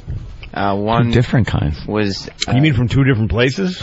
Well, no, they're both from the... one from the Louis, freezer, one from the fridge. To help Louis out, we learned that Sam eats like an 8-year-old. Yeah. No joke. He will not eat diet like is- food, adult food. Right. So, He eats like an 8-year-old. And mozzarella sticks. wait, what were the 2 different kinds of chicken? Oh, it was, one was in the fridge because it was from the last time I went to my mom's house and those were left over. And the other was in the freezer. Those were regular. You put them in the oven and defrost them. Any vegetables? So your mother, you went to see your mom and she sent you home with some chicken fingers? Well, yeah, I didn't eat them all. And so she said, take these with you. Yeah. What else? Sam. What else with the chicken fingers? Eat them later. And some Triscuits. And milk. And milk. And, of course, Yes, the that big milk with glass of every- milk. Milk, Triscuits, chicken. Oh. That's what my dog eats. Mozzarella sticks. And mozzarella Oh, sticks. wow. Any dessert last night?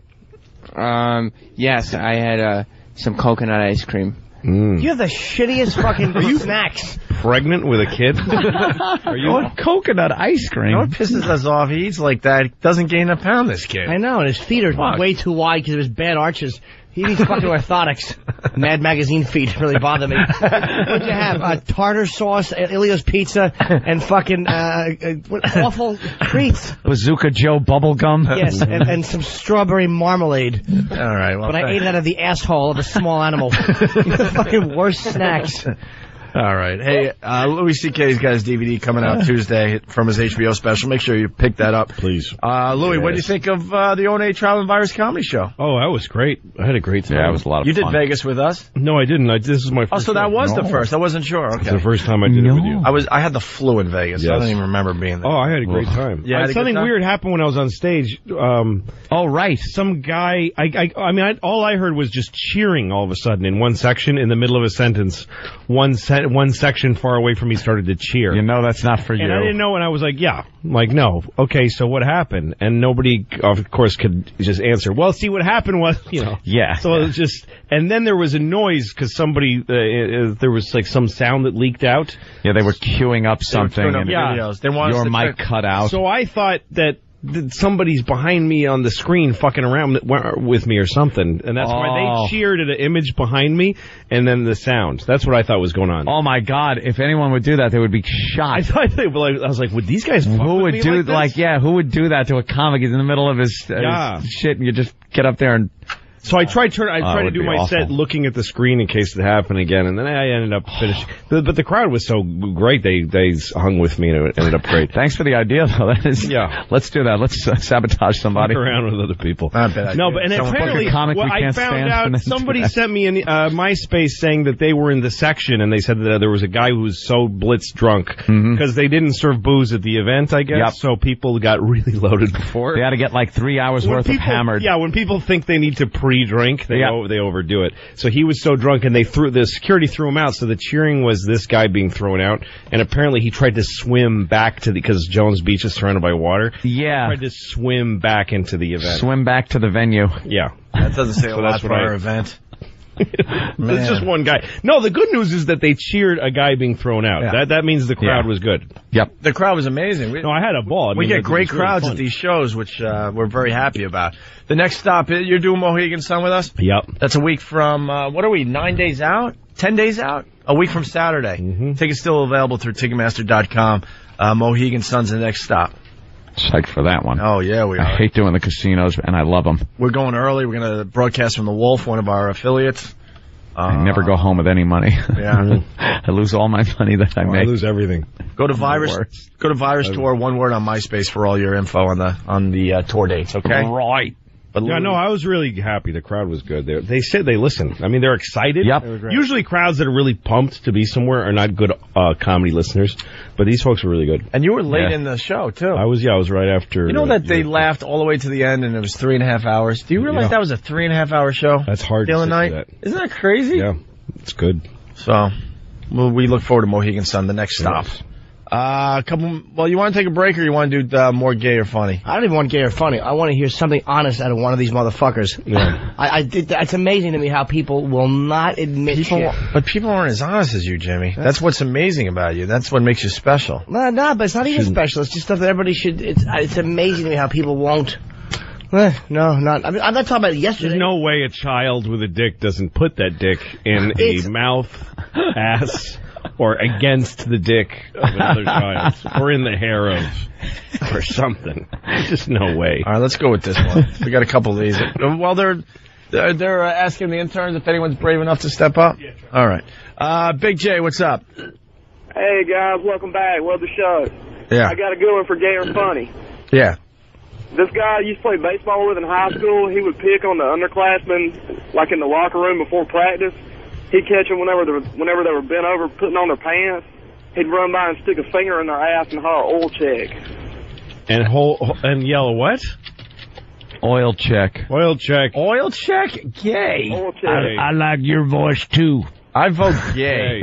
Gay. I mean, the guy was a fucking psycho, but... All that football stuff is gay. I was a big kid. I wanted to play football in high school, and I had a friend that was a year ahead of me, and he said, well, you have to jack off in front of everybody in the shower. Everybody jacks off on you. They close your asshole with duct tape, and everybody slaps your dick. No, this is what the high school football locker room was like, and I was like, well, I'm not playing football because I'm not gay. It's the football camp and the football teams. He's not exaggerating because we had that story on Long Island with the pine cones. Oh, the pine cones. That's all these guys do. No, this is what America is built on. And then they go like George Bush and the Skull and Bones. Right. You know that just means guys are fucking each other up the ass. Like guys, the future presidents fucking each other up the ass. And then they go to Abu Ghraib and stick their dicks in Iraqi people's faces. Like this is what fucking like macho, powerful people do. Yeah. That's the ultimate assertion of American power. Is sticking the dick in someone's face, or vice versa. That's the weird thing about an Abu Ghraib, like somebody with a dick in their hand, like right. Hey, look what I got. Look how I'm fucking this guy over. I got a dick here. The enemy. I'm making him piss in my face. What a loser he is. This is weird. I pledged the fraternity, and a lot of naked stuff, but didn't have to be hard naked, thank God. Right. None of that crap, but still just naked stuff. You ought to pick up marshmallows with your ass cheeks and dump them on a replica of a competing fraternity's house. That's what he did. It was Pilot to Bombardier. It's called bomb the fraternity house. Yeah. We did do that. And then we did have to gay or funny. And then we were blindfolded. We had to go into toilets and squish the turds that some sorority pig left behind from a party. But they were bananas. This isn't gay. You know what, though? You hope they were bananas. Well, most of them were bananas. Remember them. I remember them as bananas that Charlie put in the toilet. Here's the deal. Like MASH. They're showing dogs sniffing each other's asses on the news, by the way. Like at the end of MASH. It was a chicken. It was a chicken. They weren't bananas. They were dicks. Here's the deal with the banana thing, though. I, to this day, believe that I did squish a banana. Yeah. But then when you're in the house and now you have to do this to other people, things happen because maybe you don't like a pledge too much. Right. So I'm sorry. I'm so distracted by that. They are just showing a big dog licking a little dog's asshole on TV. And they're doing a cute animal story with two dogs. And they're ignoring that the dogs are felching each other. Yeah, the big dog is just licking the nutsack of the little dog. Yeah. Much to the little dog's pleasure. Where is the little dog? It's in front of the big dog. It's just going to start humping it. He's the one holding it. They finally cut to it. No one. Oh, here comes another dog now. Let me just get my nose up this dog's asshole. They're not showing it? No. Here it is. No. Here it goes, the little dog's getting his ass licked, him and nobody. And the other one wants to get in there. This is the morning show. It's just fucking bestiality going on. That one guy looks nervous. Nobody else cares. Oh, the white dog's in hump position. Oh, totally. He looks like he's ready. This is what they do. Yeah, he's getting ready. Yeah. There you go. Give mommy kisses. Oh, you smell like dachshund ass. There he goes. He was blowing him. Yep. And they don't acknowledge it. They don't go, hey, look at that dog sucking the other dog's dick. He goes, so where can we get dogs like this? Hilarious. This isn't gay because it doesn't include another man, but when I was a kid, we lived in a two-family house. So there was these nurses that lived together above us, and I was sexy. Fucking, I didn't care what they looked like. Our basements were connected, so I would stay home from school pretending I was sick, and I would go down in the basement and climb. I'd go into their apartment. Wow. And I would find their Ballsy. I'd jack off in their underwear. Wow. And then I'd go back downstairs and feel horrible about myself. Make your getaway. Yes. Feeling all guilty about what you left. Did you take the underwear with you? No, I left it there. You left jizzed underwear? What an antisocial little douchebag. These women, it's not like they lived with a guy. What the fuck could they what the fuck did I do last night? Jizz in my underwear. And they knew it was you because they'd find a load of some Smartie wrappers. Who else could it have been but the boy dance? Some baseball cards. Oh, my God. Why is this Red Sox pennant? Yeah, fucking Fred Lynn card with a load half sprayed on it. Let's go to Jamie in Cleveland. Jamie. Somebody put cum and a Carl figurine in my sock drawer. Who could it be? Go ahead, Jamie. Yeah, I had a couple fraternity buddies in college that would have a contest. They would go around the house and try to jerk off in other guys' rooms. And so people started catching on to this, and they would start locking their doors. But these guys would climb through the windows, like get a ladder, go up to the second floor, and climb through the window just to jizz on jerk off in these people's rooms. And they assign like point systems to that. Is that gay or funny? That's funny. Point system. No, it's even funnier. It's both. No, what's even funnier? There are women listening to us right now that really believe that we take our sperm seriously. Yes. We'll pretty much leave it anywhere. Oh, exactly. Just fling that shit right in Jodie Foster's face. we don't care where it goes. We have more respect for snot. At least we'll do that into a tissue and make sure we throw it away. We're sperm like no, like a paper boy just flinging it over your shoulder on every door. Women don't get it. Riding behind a bike, jizzing on everybody's doorstep. Women think guys take that part of no. part of us seriously. Not our sacred seed. Right, there it goes. Ladies, if you're not available, your fucking underwear while you're working will do. You're replaced by the thing that covers your period box. It's so true, though. Cloth that legs go through and shitty asshole gets rubbed on is as good as you are. No disrespect. You are one line in a long list of places where jizz can go. Exactly. You're just the most irritating. In a cunt is like number 32 exactly. on the list of 1,000. That's right. It's after hand and before face of invalid.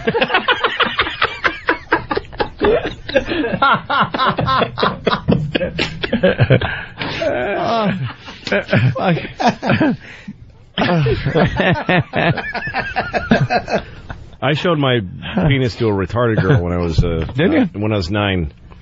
There was a family of it's nice people that looked retarded people. Yeah, it was like I forget their names, but they all had Down syndrome, like all these kids. The Nagels. Even the father looked at it. Holy shit, Jimmy! Oh, is that evil? Who are the? I don't know. It's Eric Nagel sitting right over there. See, if he would have done the butt rub, we would have left him alone. Oh, the Nagel. That is so wrong. No, but I was behind a CVS. Yeah. Looking for something. And there was Gina, whatever her name was. And I just said, can I show you my dink? And she said, okay. So I just took it out and let her see it. Wow. I used to show my ass and to this girl, and she used to show me hers. Like, I didn't know anything about the front end. Yeah. Like, I was initially, I guess, christened an ass man as in kindergarten, because it was kindergarten, and I'd walk up the street, and she lived like 2 little blocks, suburban blocks away around the corner, and we used to go to the shed in the back, an old tin shed that was in the back of her house, and she was this blonde-haired girl. She had a little, like, Dutch boy haircut, and she would turn around and pull her pants down and look over her shoulder, and I would do the same thing. I'd pull my pants down and look over and we'd both be looking at each other over our shoulders at each other's asses. Like Hummels. Yeah. Like a little Norman Rockwell painting. Like Hummels. Like there should be a little puppy tugging your shorts down. Right, exactly. Like, and I used to love looking at her ass. Sure. But I never thought of, like, turn around, let me see the front. Yeah. Front didn't, no. I wasn't into the front in kindergarten. You're an ass man. I didn't know. And in first grade, like, the front was definitely what it was all about. You know, when I was a kid, my friend and his sister used to always piss their pants. So what I would do is get either one or the other one. I'd lay on the dirt behind shrubs and have them sit on my face so I could smell the piss through their underpants. That makes complete sense with you. Sure. Like, that is so... and how old were you? Again, it all happened before 4th grade, so I would say 2nd grade. I showed my penis to a crazy old man in my hometown. What happened? Why? It was Schneider from One Day at a Time. You're just bored? What was one of his cigarettes rolled up in his sleeve. Show him his dick. I grew up in Newton, and there was in Massachusetts, and there was a guy, they called him Florida Steve, and he was a little... We had Crazy John. Florida Steve. Yeah. I'm from the Everglades. Hello. Hello, Florida Steve. This weird little old man, and he'd come up to you, like if you were in a park or in the street, and, hey, how are you? And he'd ask you about Florida. He'd just steer the conversation. It's hot. I bet it's hot in Florida right now. And you go, yeah, it's hot in Florida. He goes, what are the girls like down there? And you tell him, like everybody in town knew how to do this. Was he Rizzo? You tell him, well, the girls, they got big tits down there, and he'd start jerking off in his pocket. Like, this is just what he would do. Anyway, so I saw him. I was by you with your friends, and you make fun of Florida Steve. Of course. Crazy old man. And one day I was alone in a park, and he walked up to me, and I took out my dick and showed it to him. I don't know why. Did he ask? He just went, okay, have a nice day, and he kind of walked away. And I realized that I had freaked out. You freaked out, Florida Steve. Florida Steve? Did he think it was the stem of a Florida tangerine? Little red pubes? Maybe. Could have been. Florida Steve. I didn't have pubes yet, though. Let's go to Oz in Georgia. I wanted to hear about dicks, you fruit. I mean, pussies. Oz? Hey, what's up, guys? What's up, Oz? Hey, Louie, love your stuff, man. Get his DVD that's coming to... Hey, set me up nice. Get his DVD that's coming Tuesday. We got to get his plugs in. Shameless is on DVD starting Tuesday. Hour special. All right, sorry, Oz. Go ahead. Just trying to take care of my buddy here. Funny, man. When I was around 12, I went to Boy Scout camp for the first time. Boys probably 12 to 16 years old. You were there for a week, and they kept demerits. And the two... individuals who had the most demerits were threatened with what was called the red pecker.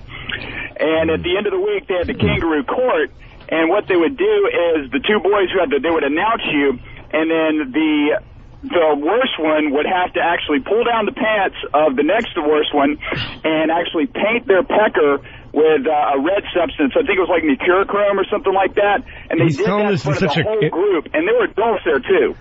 This is such cop speak. He's telling us. Yeah. These individuals, the two individuals with a red substance. I believe it was mercurochrome or iodine. Mercurochrome. Who's the they? Who is the power that made this happen? And the kids. Was it the grown-ups or the other kids? No, the grown-ups would watch. It was actually the boys who had to do it. Everybody has to go to jail. Wait. We have to track down who these people are. Grown-ups would watch. They all have to go to jail. As you guys would paint another kid's penis? The scout leader actually eventually ended up, he was charged with molesting his daughter a couple of years later. All right.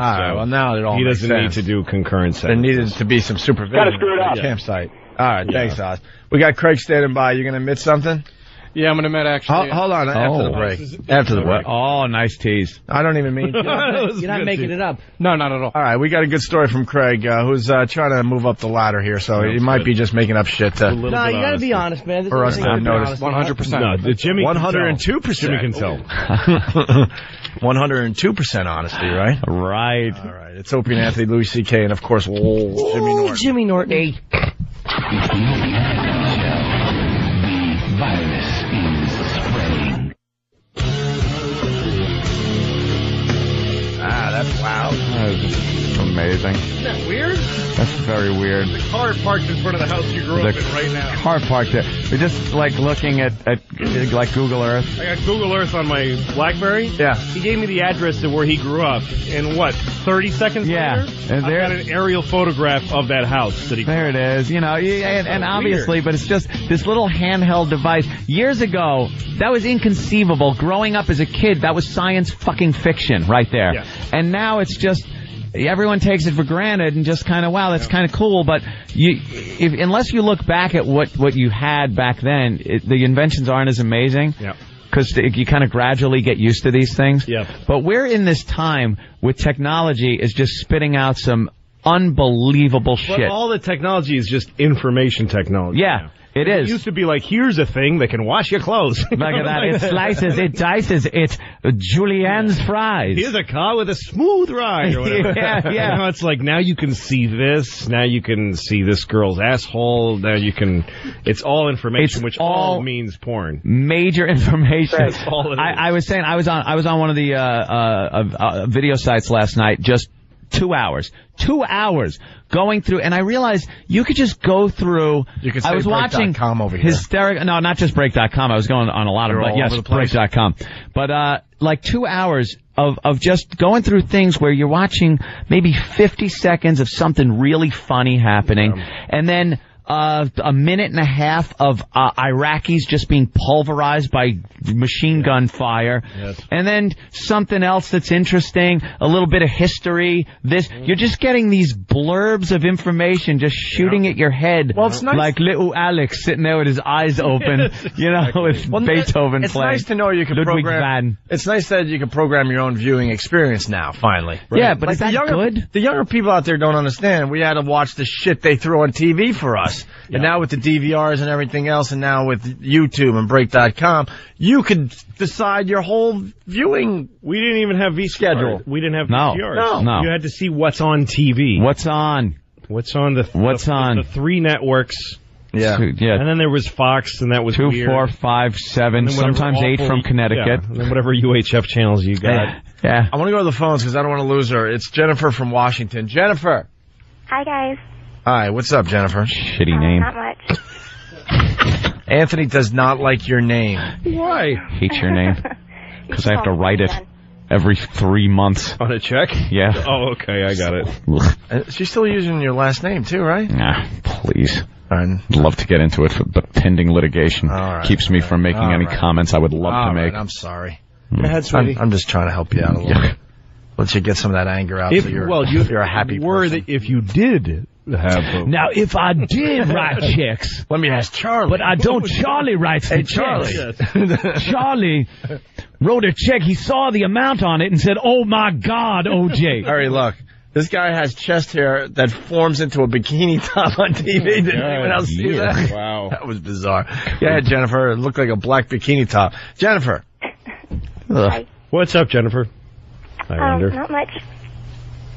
All right, nice. And you've called the show for?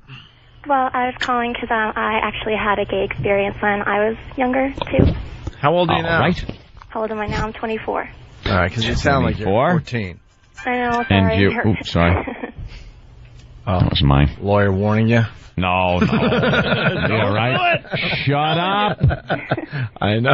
I know you want to, but trust me on this. Yeah. All right, sorry. Go ahead, Jennifer. Well, when I was in 3rd grade, my best friend and I liked the same boy. Yeah. But we couldn't admit to each other that we liked boys yet because they were dirty and they had cooties and stuff. So we were playing in her basement, and she had the idea that we could take turns being the boy, and we would act out what we wanted to do with. Oh. This boy. Wait, you would take turns being the boy? Yes, because she said the boy had to be on top, and she knew where the boy was supposed to put his hand. Wow, how'd she get her info? How'd she know all this at such a young, tender age? Well, not to ruin it, but I'm pretty sure, retrospectively, that she was molested. Oh, jeez, well, that's an not good for source. her. That's good an excellent source of information. Molesting is You're gonna learn. You might as well learn from the people closest to you. Sure. Oh, I don't know if that dump button works here. Wait, I would have dumped that out. Which one? Me? Yeah. Oh, really? I think the whole road right there was a little too graphic. All right, let's keep it clean. Keep it clean. Not clean. Keep it fair. Keep it fair. Fuck the clean. Keep it fair. So did she stimulate a penis with anything, or did she just bump her slit against your... Yeah, she would use her hands. Oh, she put her hand down there. Would she put the thumb out straight? My hand when it was my... Yeah, she really was quite the director. Wow. But wow, yeah, and so she... Put one hand on the boob, and one had to be the penis. And yeah. How old were you though? I was in 3rd grade. I'm not sure how old that makes you. I guess 10. Did you realize that a video of this would be worth billions of dollars? Jesus. All right, Jennifer, we're gonna be responsible and we're gonna move on because this is getting dangerous, man. Thank you, Jennifer. Anything since you've been of age? She's done. I was gonna say anything since she's been of age. Yes. Has she relived the experience? All right. Wow. Well, now we got Craig. Him back there. What's up? We've been waiting through the break, so you want to admit to a few things? Yeah, a couple of things. Well, I would like to share. All right. First, when I don't remember what age, but it was before I can ejaculate. Mind if I jerk off while not a tell problem. this? Thank you. By the way, a couple of people saying that girl that we just had on was the same one that had sex on the phone with her ex and called her boyfriend about 2 to 3 months ago. Wow, really? She's the quintessential good egg. Remember her? If that was her, have her call back. Jennifer, call back. Maybe she just makes up... No, she didn't make up that other story. No. That was just real... All right, anyway, go ahead, Craig. Sorry. Yeah, what happened? This was before I could ejaculate, and obviously I would sleep over my friend's house, and his bed was against the wall, and he'd set up a cot for me to sleep on, which was literally right next to him. What a fella. Oh, boy. So we woke up one morning, and we were discussing our boners. Yeah, boner talk. You were discussing them. Well, as like, hey, look, I have a boner. Oh, so do I. That's a mine's discussion. bigger. No, mine's bigger. That kind of discussing. Sounds like there was some... Disgusting. You made it sound so responsible. We were discussing our boners. Discussing the boners. We were discussing the Middle East, naked with boners. Yes. As men of similar ilk would discuss a financial strategy. Having an interlocular, whatever you call it, I can't say. Interlocular. Interlocular discussion of the boner. Of one another's erections. Well, we were talking about it, and he was like, "Look at mine." So I looked at his, and then I raised my blanket, and he looked at mine. Then he takes his hand and pushes my penis. Now we're in the present tense. This is interesting. Now what he does? Wait, he takes his hand and he points your penis. No, he took my penis and pushed it towards my balls. Ow. Well, not like bent it. Like what? You were going to fire a flaming cannonball over the fucking wall to the fort? That's exactly what he did. And he released, and then he just watched my penis fucking fly back and forth like one of those clowns. The reason why the boing sound is made for the boner. Exactly. That's what, the boing kind of vibrate. Then I did it to him, and we constantly just did that, and then he ended up Constantly? Yeah, about like 10 times each. 10 times. Going back and forth. Like you would reach over. It's probably like watching two guys play speed chess. With no board. Flick back. Ting ting. So we did that a couple of times. This isn't going to end good. Well, that's one story. What finally happened? Wait a minute, so how did that end? Then you did that 10 times and then said, hey, you want to get something to eat? Yeah. Who came on whose chest? Well, this was before I can ejaculate. Oh, okay. This is like the Clinton didn't inhale thing. Right. So you both just kind of pushed each other's dicks a little bit, and then let's get cheese each other's dicks around. Then we went downstairs and ate breakfast. Right. What'd you have, Fruit Loops? That's so cheap and perfect. And there was another time later on when I could ejaculate. Say about later. I'd say about a week, 13. This was like at the peak of my masturbating. Mm-hmm. And we would. You peaked at 13. Wow. Well, no, it was like constant every day, every second. Sure. So we had another sleepover, and there was another friend involved, and we actually did the whole jerking off marathon to a porno that we got in touch with. All right, so you and the friend, you and the dick pusher. And another friend. Another one. How'd you rope this other one into your... It's true that, like, when you jerk off, when you first start jerking off, it's constant it's like the Big Bang. Like, it really is. It just fades until you're dead. Like, your whole life is just building up to the first cum, and then you come for like a year. Right. And then you come, and then you die. It's really... But we were in my same friend's house as before, and we all just like lined up, and we all did the whole sock thing, and just sock thing. Yeah, you can't jerked off into a sock. We weren't fully exposed. But how did you say that? Like, who said let's all? Yeah, that's got to be brought up by somebody. Yeah. You don't just do that. The other friend that we involved in this. There's not like some board game available like Scruples. Yeah. Now it says jerk off. Jerk off in a sock. It's like Yahtzee. If you roll 2 6s, you blow your pal. The other friend that we involved, he ended up getting his hands on one of his dad's pornos, so he brought it over, and we ended up just all jerking off to it. But into a sock. Into a sock. That's such a brave step to go At least from watching a porno with your buddies, and then someone has to go, what the hell? I'm just going to start jacking. Now, did you take your socks off of your feet, so everybody was like one sock, one shirt? No, Where did the sock come from? The house that I stayed at, I got one of his clean socks, and I jerked off into his. You know what it was? It was his friend Ted, and his father was also Ted Sr., the owner of Ted's Sock Emporium. They specialized in crew. Tube. The first time I saw porn, I was at my friend Raj's house. I love when Jimmy uses his real name. An Indian dude. And his dad had a porn. It was one of those old top-load VCRs called The Fur Trap. I was like 13 or whatever, 12. The Fur Trap? Yeah. And we were watching that can't be good at all. We were sitting on the floor of his dad's bedroom, and we were watching it, and I didn't know how it was going to affect me. It turned me on. It changed my life. I went in his parents' bathroom, but I couldn't do it in front of him. I laid on the bathroom floor in his parents' bathroom and jerked off all over it was obscene. The bath mat. That his Indian parents would step on, and their feet after a shower. I laid there and came on myself while he watched The Fur Trap in the other room. My head was on tiles. My fucking Lenny Bruce. The outside of my thigh was touching the cool porcelain base of the toilet. Sure it was. So how do you see again? It's like OJ's description. Like those are the things you remember. Yeah. How do you bring it up in front of people? Like, let's do this. Like, I had to sneak into the other room. That's what the point I'm making. Right. I don't exactly. I remember jerking off to this video, and I remember two of my friends jerking off. I don't know how it was brought up, but it had to have been just like one of us started jerking off, and it's like, hey, all right, let's all jerk off. Not exposed totally. Like, one of my friends was under a blanket, I had the sock, and my other friend in a sock. Were the lights out? The only light was the TV flashing? Yeah, that's exactly what it was. Those blue lights. We gotta get some chicks to call the show, man. It's getting a little manny. A little dizzy. You want more gay? Yeah, give me, what's another one? Wow. Jesus. He really wants to purge this one. This kid's got like a Dewey Decimal System. Yeah, fast forward. This is like that. Fast forward to 1 o'clock, and then there was the time. Then I remember that movie where they bring in some murderer for a traffic ticket, and they give him a burger and a shake, and he just tells them about spills his guts. Thousands of hits. You're a killer. All right, why don't you end with your Stairway to Heaven? All right, one more story. Let's go. Here's the biggie. We got our lighters out. Let's go. It's when I first started going to camp, and one night when all the counselors were out getting drunk, one of my friends and I sat on his bed, and he ended up just touching me and just started jerking me off.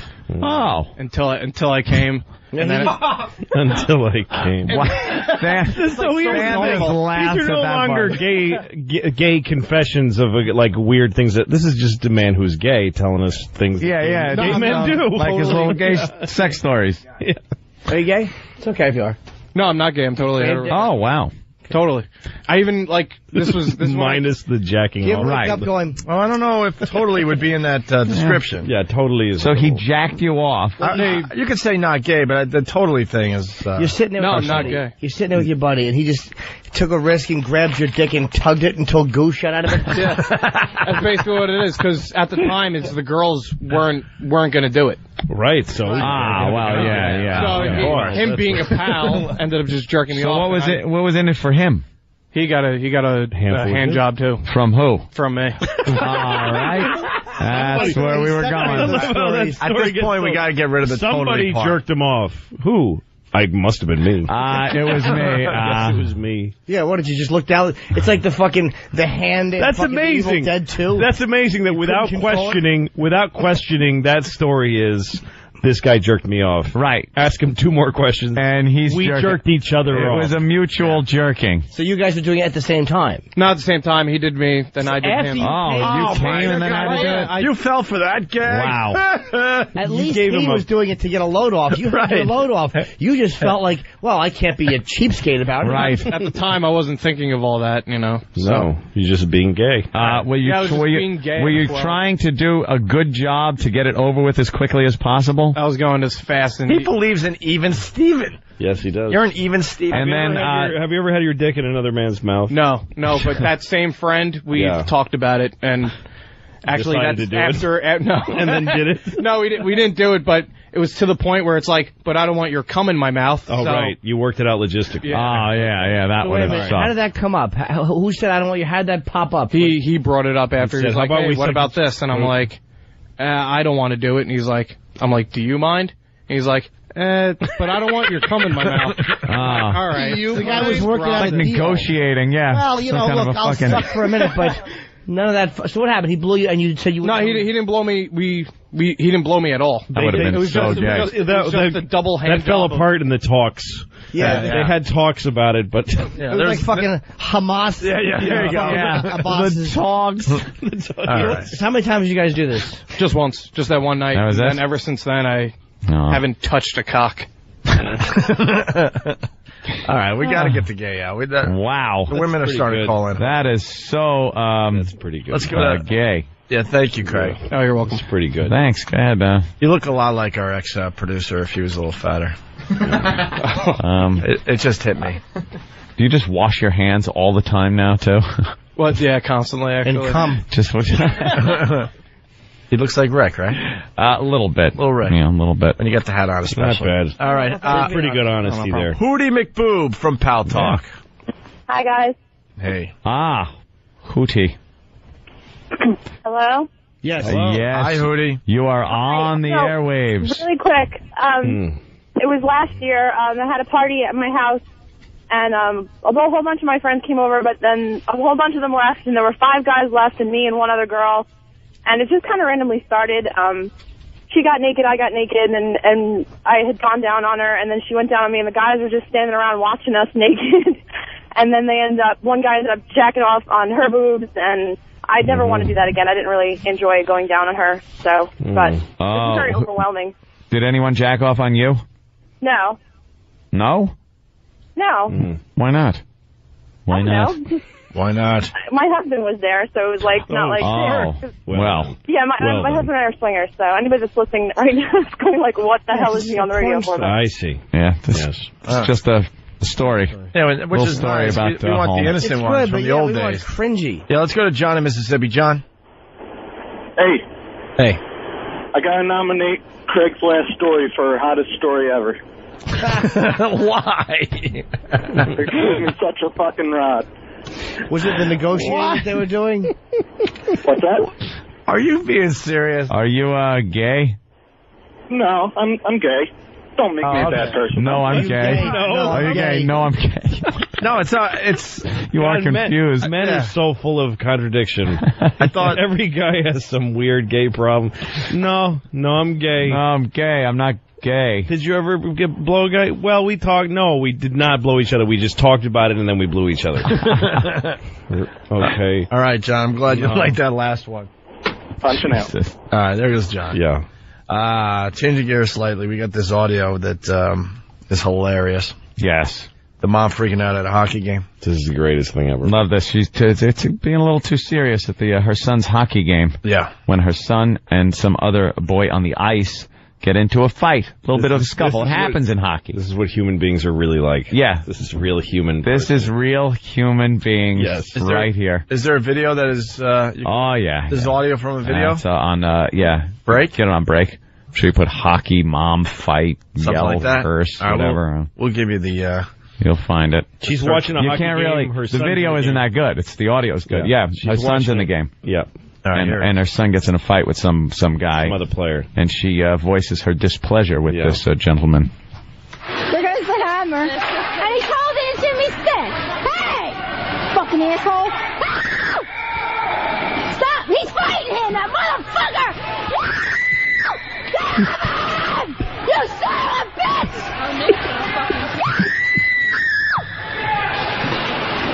You motherfucker! Alright, where's my boyfriend? Jimmy! That fucking motherfucker! You fucking piece of shit! God, you fucking cocksucking piece of shit! Fuck you! Told you I hated Hammer. Oh my God! And once again, it ends. You know, there was more. Yeah, had to be. But, yeah, that's... so good. Isn't that great? That's so good. The screaming, the just primal... It's so weird. Women that do that, they just scream. It's not because they're being hit or something. They just, I'm upset. The fuck is that? So weird. Fucking cocksucker. She's wearing a windbreaker. Just throw her out. Scrunchie in her hair. Fucking... Watching the fucking idiot that came out of her vagina getting beaten up on the ice. Good. Stupid cunt. Good. Bostonian gash-faced cunt. I'm gonna hate my hometown. All right, we're going to break, then we'll finish the show next. Louis C.K., his DVD comes out Tuesday from his HBO special, Shameless. Yes, Shameless. Is now on DVD. Well, will be out on DVD Tuesday. All right, and... I'm on Conan tomorrow. I forgot. Wow. We'll forget. Look at him. That Conan thing. Yeah, How many have you done, Conan? You've done a lot, right? I have a shitload. I was the first comedian to do Conan. I was writing on the show when they started. You done more than 10 Conans? Not by a long shot, yeah. I don't remember. By the way, Jimmy was telling the story about sushi with Chris Rock. Mm-hmm. Oh yeah, that was a fun night, and we got him his Alan Alda. Yes, yeah, he told the whole story on the air. That's great. He told every. We were so happy to do that for him. It was like a fucking dying but kid. Then Matthew Broderick was like, Matthew's offering like, "Well, do you want me to help you get it?" I want to help. He was invested in it. He wanted it to happen too. My favorite part of the whole thing was the Alan Alda, where Jimmy goes up and discusses some of the language that was used on MASH and how it was like cutting edge and broke barriers back then. And Alan Alda was like into it and really got into the story and explaining it to Jimmy and what it was like back then with the censorship. And then Jimmy took it too far and had to mention another MASH episode. And then he realized he had lost Alan. I love that. I don't think it happened like you thought. No, it did. It was just a little bit, nothing major, but I sense that he went, all right, enough. Internally, I gave you enough of my time. Exactly, our moment is over. Alan might have not been true. Alan Alda's thing, and I think I might have found a new friend. This is good. And then and Jimmy just goes, I'll walk away. Children in a sitcom. Oh, God. And internally, he went, fucking linoleum floor somewhere. Bleed out, you fucking chinless pig. He hated me. No, he told me that he listened to you guys' show because he listened to clips that I had of me and Bill Donahue and some other stuff on my website. Right. And he said, those guys sound really intelligent. They're very thoughtful. I enjoyed it. Wow. Yeah, he liked your show. God damn. Yeah, he told me the same thing, too. Alan Alda. When Alan and I was chatting. Pretty good. When you and Alan, we are chatting. Every time his mouth moves, I'm like, that's Alan Alda talking. Yeah, it's really weird. It's weird. Yes. When he did that. Yes. My chin goes very high up when I speak. He was very nice. He's a really good guy. And he looks like a psychopath in the movie. He's funny, too. Yeah. Cool. We had a funny, we were having lunch and I told him about my dad telling me about sex. Because my dad explained to me how to make a woman come by teasing her. Like, my dad gave me this sort of European the art of lovemaking when I was like 10. And he said that his mom was very similarly inappropriate. He asked his mother what sex was when he was 10, and she said, "It's wonderful, Alan," which was an awful thing to hear. Yeah. And then so we're talking about sex and stuff, and then he said, "Hey, I have to go to my trailer and jerk off now." That was great that Hawkeye made that joke. All right, let's go to break. On the instant feedback, Adam W. This is a good one from Columbus. How did gay or funny just turn into that's gay as hell? Yeah, funny went. Yeah, it really left did. behind a long time ago. Dude, I'm telling you, we are gonna have fucking jizz races. Yes, jizz race. Do you honestly? We could probably find 5. Yeah, brave souls out there. Or you could do Dick Rorschach, where you take, like I was describing, any plate of glass. Yeah. Smush your dick against it, and people say what it looks like, and then analyze them. Yeah. That's very funny. The same guys we could get. How about this? They have to jerk off in studio. Yeah. But they have to do it while looking at awful pictures. like how about pictures of syphilis vaginas or pictures of shit? All right, now you're on bodies. I could be part of that. And whoever crosses the finish line first. Those Jonestown bodies all laid next to each other in the 70s. Well, that's kind of hot. With awful, we can't touch them or like hassle them. Hey, we can't touch them. Can we? Jesus, did you even have to say that? I didn't throw stuff at. Please, you think I would want to throw something at somebody's limp cock while they're jerking off? Wait, how do you not? Can we do? Can we have a lot of events like jizz high jump? Gotta have the Jizz Olympics. Jizz high jump. Jizz Olympics. I like it. Jizz high jump. Jizz Olympics. Yeah, no, you put a bar up. That's exactly what I'm getting at. And then the other guy's got to go. Oh, this could take a while, though. Yeah. But they have to, like, jerk off, and, like, we're playing, like, audio from the fucking dentist scene from the Marathon Man. It's like the I like it, or you make them, you switch, like a bait and switch. Like, if we get a girl with big tits to stand there, and then right before they come, some old ladies, they have to come on an right. Or big hairy ass. They have to come while Patty is in the room talking to them. Something awful. Wow, that would be good for Patty. She's never seen action like that. All right, ask the bosses if this is legal. Jizz Olympics. Or just Jimmy's Jizz races, thanks to that caller. Jizz racing. By the way, your vagina has talent, I think, is going to happen finally. Oh, thank God. We're doing things with vaginas. Mm-hmm. Your vagina has talent. Yeah, that's coming to the OA. Isn't it so your vagina has talent? So, yeah. Because the so is very important to that. Just your vagina has talent, but so your vagina has talent. Yeah. I like it. Can I point out the funniest thing I've ever seen? This is from me, Steve. Do they really want me to ask XM about this? This is queer. Steve C. Steve C. Nathan Lane is more convincing talking about how hot a pussy is. This is queer. That seems queer to me. I don't know. Oh, maybe he's like, do they really want me to ask XM about this? And then he's signing it. This is queer Steve C.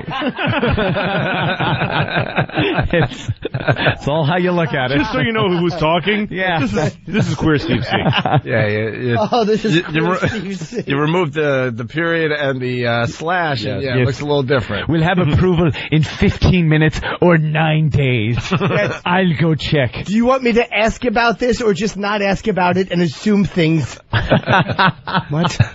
Tell Louis C.K. we want to do So Your Vagina Has Talent, and they had no problem with everything. We gave them some of the things these women were going to do with their vaginas, right? And then we were going to do what is it called with the maze with the finger? That's the one they had the problem with. What is it called?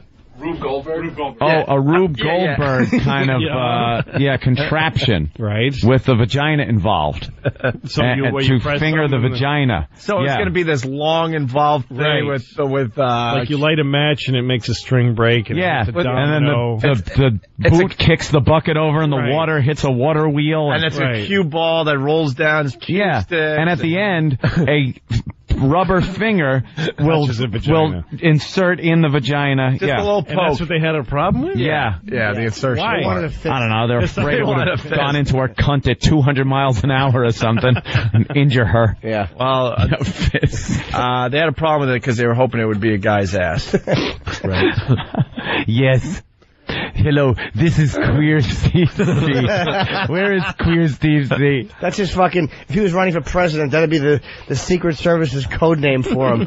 Queer Steve C. Dude, we have one guy that's brave enough. Tony from Bethpage is on the line. He wants to do this. Oh, yeah? A bunch of people. You want to talk to him now or after the break? Enough? Gay or brave is going to be amazing. We have to have a few guys because you're not going to be jerking off to gay things. That's the beauty of it. Let's go to Tony. What's going on, One? Hey, Tony. Hey, man. Tony Baloney, what's up? You're on the air, sir. Hey, how's it going? Yeah, I'm up for this. I'll do it. Okay. Oh, jeez. Why not? You'll throw a batch out. In front of a bunch of guys. In front of a bunch of guys. Thanks, Jimmy. Are you there? You're breaking up, guys. Yeah, I think the phone, whatever. I'm sure he'll be happy, Stalker Patty will be there. So, what are you doing? She has to read sexy things. Yeah. Why didn't we get Stalker Patty's review on the porn movie? Let's get her on the phone. That's how we'll end today's show. What? Let's do that next. She watched the porno? Well, we sent her to the peep shows. Oh, that's right, and we had her buy porn. And she's supposed to give us a review. Well, I watched it. It was very exciting. We'll see if she's around. So dirty and weird. We'll talk to her next. The virus is spreading. All right. Before we get to line of the day, why don't you make the music even louder, please? What? Holy crap. What? Maybe it sounds fine over the air. I don't know. Yeah, it probably does. Maybe all the processing, all the equaled out, all the equipment that this stuff goes through makes it good. But to me, I feel like I'm being blasted out. Before line of the day, we're going to talk to Stalker Patty here. Stalker Patty for her 52nd birthday. We surprised her with a little shopping spree, Louie. A shopping spree to the old peep shows. Peep show. To go to the peep show? One of those video stores. We dragged her in there live on the air. She had no idea. She really thought she was going to Macy's or some clothing store. What did we let her pick Where out? They still have peep shows. We found one like Danny found it. They're being pushed to the avenues. They're kind of off of Times Square now. You got to kind of walk a couple of blocks.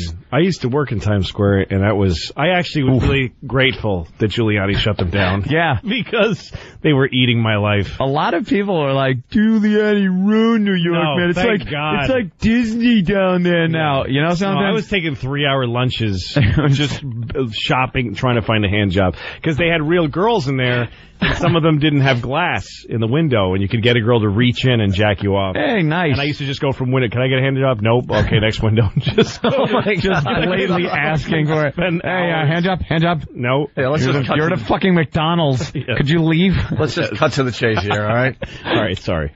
But Stalker Patty, we brought her into one of these places, and she got to pick out whatever she wanted. A little shopping spree. That's nice. And she brought a porn movie home, and we want her to review it. Stalker Patty. Hi. Hi, Patty. How are you today? I'm fine. Who gives a shit? So now, you went on your shopping spree. Did you get a movie and something else, or just the movie? I forgot. Yes, I did. I got Granny's Gone Wild because I have something I could relate to age-wise. So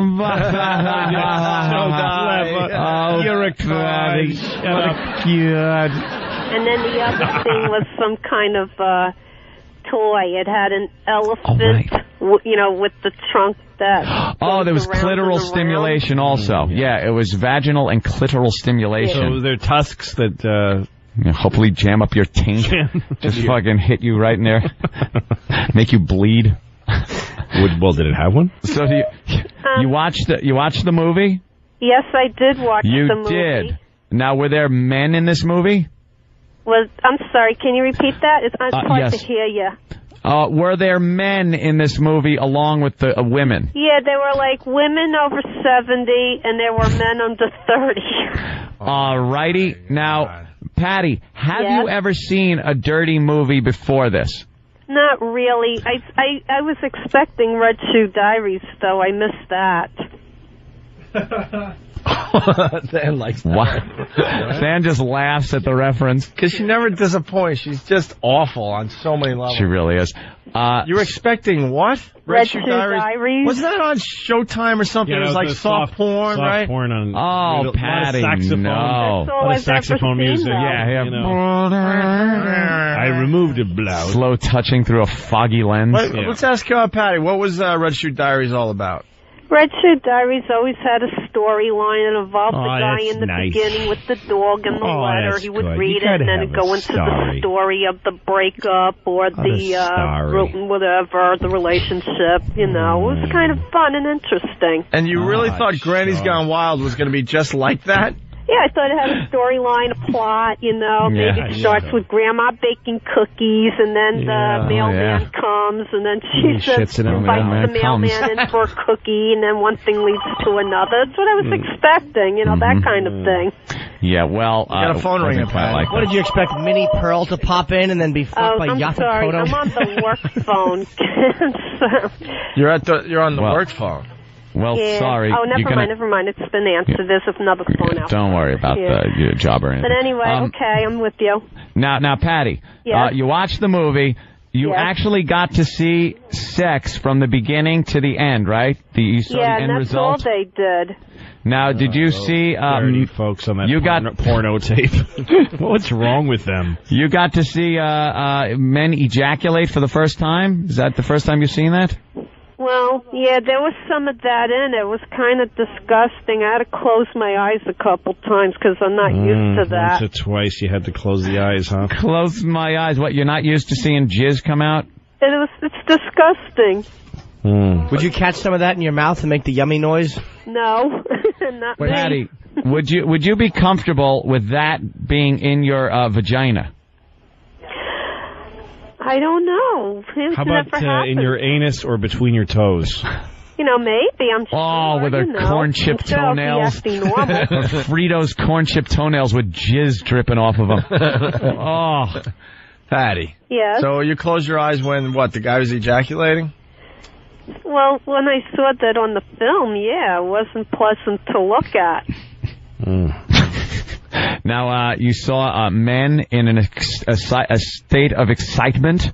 Yeah, and it's disturbing. They were old enough to be their great-great-grandsons, I swear. They're less than 25 years old, a couple of them. Did they tool some of these old bags up the ass? I don't know. You would think that they would want to go out with somebody their own age and not go out. It's not a fucking documentary on dating. It's a porn movie. Yeah, these are guys who had to inject rocket fuel into their cocks to get them to budge for these old bags of meat. You understand they were fucking cadavers? That's practically what was going on. Now, Patty, did you feel anything when you watched this? Any excitement in your lower abdomen or something? Did you feel like... your breathing changed? Yeah, were you feeling a little excited? Not really, no. I didn't feel anything. I was like, what's all this is? And then I turned it off in the middle because that's all they were doing, you know. Well, how are you going to find out what happened? Exactly. Who done it? Yeah, I know what happened. Probably from the beginning to the end. It's the same thing. Who gave the old lady a pink sock? Oh, my God. It's a fucking... Who done it? Hey, Patty, how much of the movie did you watch?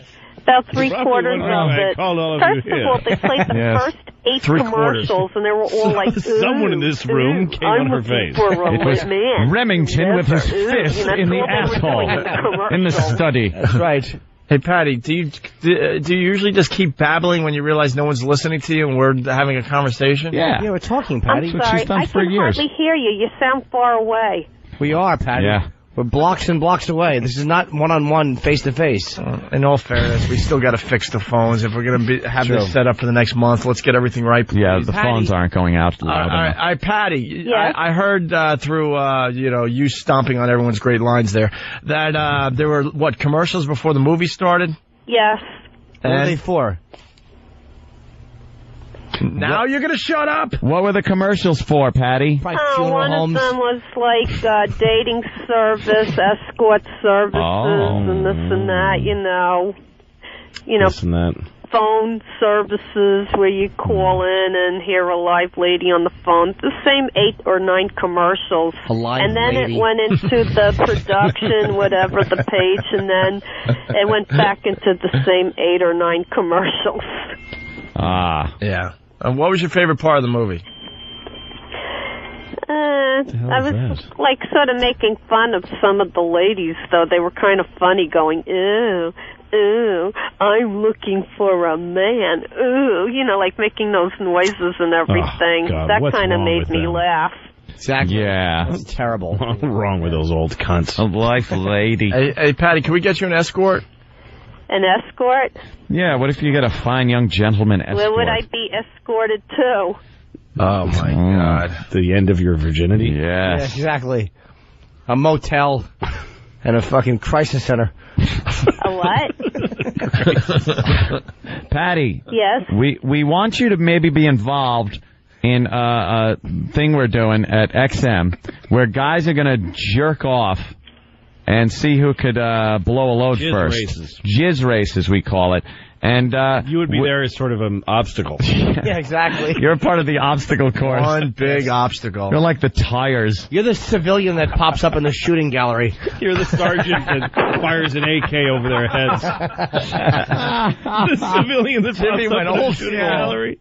He shot a good guy. Oh no, Patty. So would you be interested in that? You'd have to look at now what you saw those guys doing on video. You'd have to kind of see that in real life when they shoot that gooey stuff. But the good news is that you'd be trying to stop the jizzing from happening. Yes. And your presence works as You're like a superhero. Yes. Deterrent. Your radiation on the cancer of fun. Your voice and appearance make nobody want to ejaculate. You make semen curdle. It dries up like cottage cheese in someone's balls. Turn around and go back where it came from. Yes. You actually have sperm crawl back into a dick hole and hide. Each individual sperm screams like it just saw Casper the Friendly Ghost. And then they... ghost! And runs back into the jizz sack. Patty, you make semen swim back up into the vas deferens and try to get shit out. Balls explode. Basically, they're saying you have no use at being a... No sex appeal. Yeah. Patty, would you be into that? Would it? So yes or no? I mean, just like an observation type thing? Yeah. You would watch them do it and kind of talk to them and comment on their dicks or something. And I'll tell you... Maybe read from something. All right, I'll play along. All right. That was ours. All right, hold on. Let's see how far we can take this. Now, Patty, what if one of these guys let loose in your hair? I would give you $100. You know, that's very good for your hair. Who do you think she is? It's protein. And you can take a shower right after, but I'll give you $100. Wow. A lot of money, Patty. I'd give you need money, and it's safe. You can't catch any diseases if you take it on the hair. Oh, yeah, it's totally safe. Yeah, it is safe. We want to cut your scalp with a razor first, though. Oh, no. And invite Magic Johnson to the contest.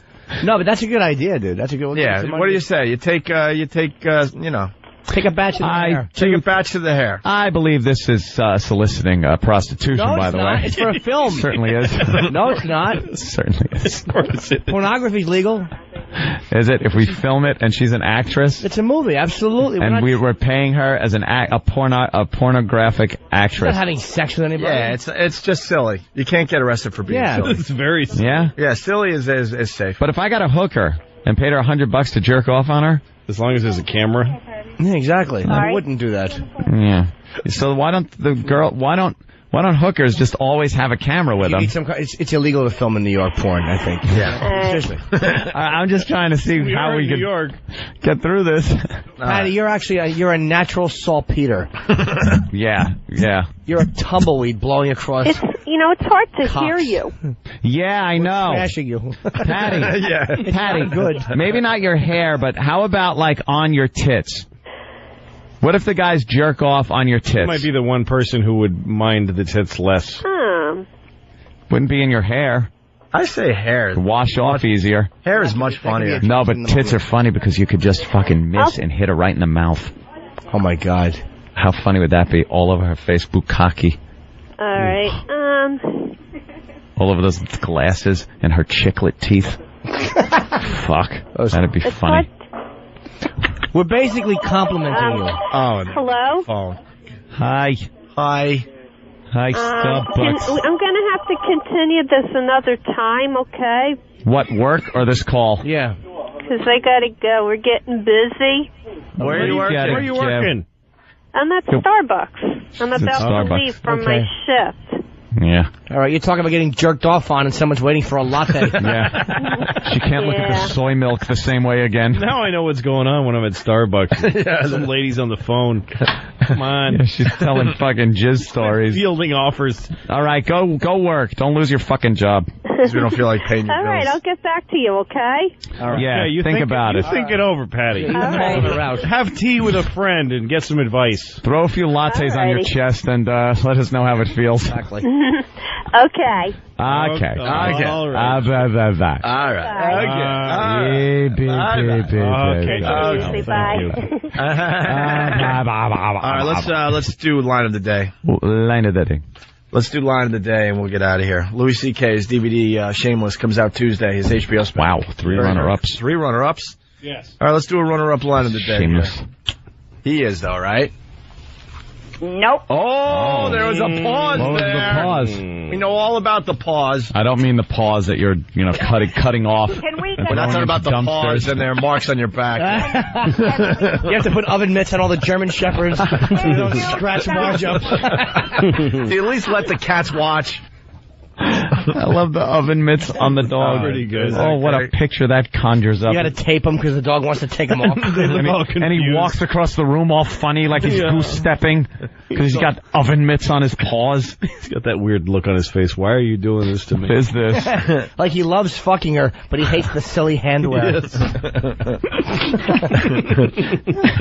Let's do another runner-up line of the day. Mm-hmm. My clothes all wet with white stuff. And Charlie was Is this my cum? Did I come? Pretty good. The OJ getting jizzed on. Yeah. I love it. One more runner-up line of the day. There was a family of it's nice people that looked retarded people. Yeah, it was like I forget their names, but they all had Down syndrome, like all these kids. Finagles?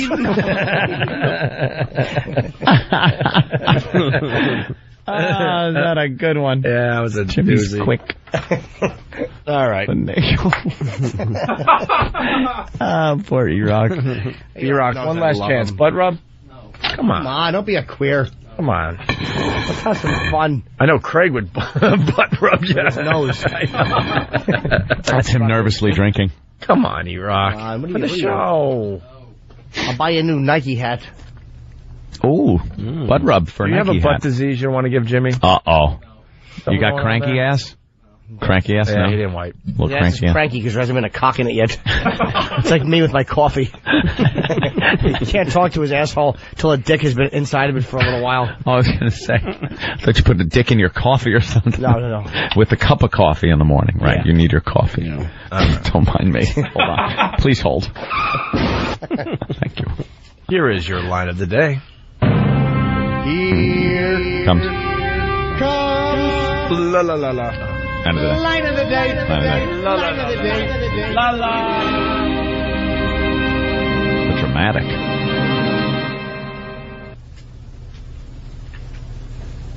Do they really want me to ask XM about this? And then he's signing it. This is queer Steve C. Very good. But the beginning was cut off, wasn't it? Hey. What? Wasn't the beginning of that cut off? Did they cut off the beginning? All right, why don't we do it again? Here's today's. To get on. We'll start all over. Here's today's line of the day. That's the whole thing? I thought there was more before that, like where we actually talked about the line actual of the day bit where thing. we don't explain the lines. All right. It was a very good line. It was an extremely good line. Never know it hearing it that time. But that's the beauty of the bit, where you don't. Hey, as long as it's a victory in my column, I'm fine with it. It was a context line of the day. Yes. Good one. All right. E-Rock? Butt rub? Come on. Come on. Take us out with a butt rub. What better way to end the show? This was a great show. Take us out with a butt rub. Butt rub. Jimmy, would you take a butt rub from anyone else in the room?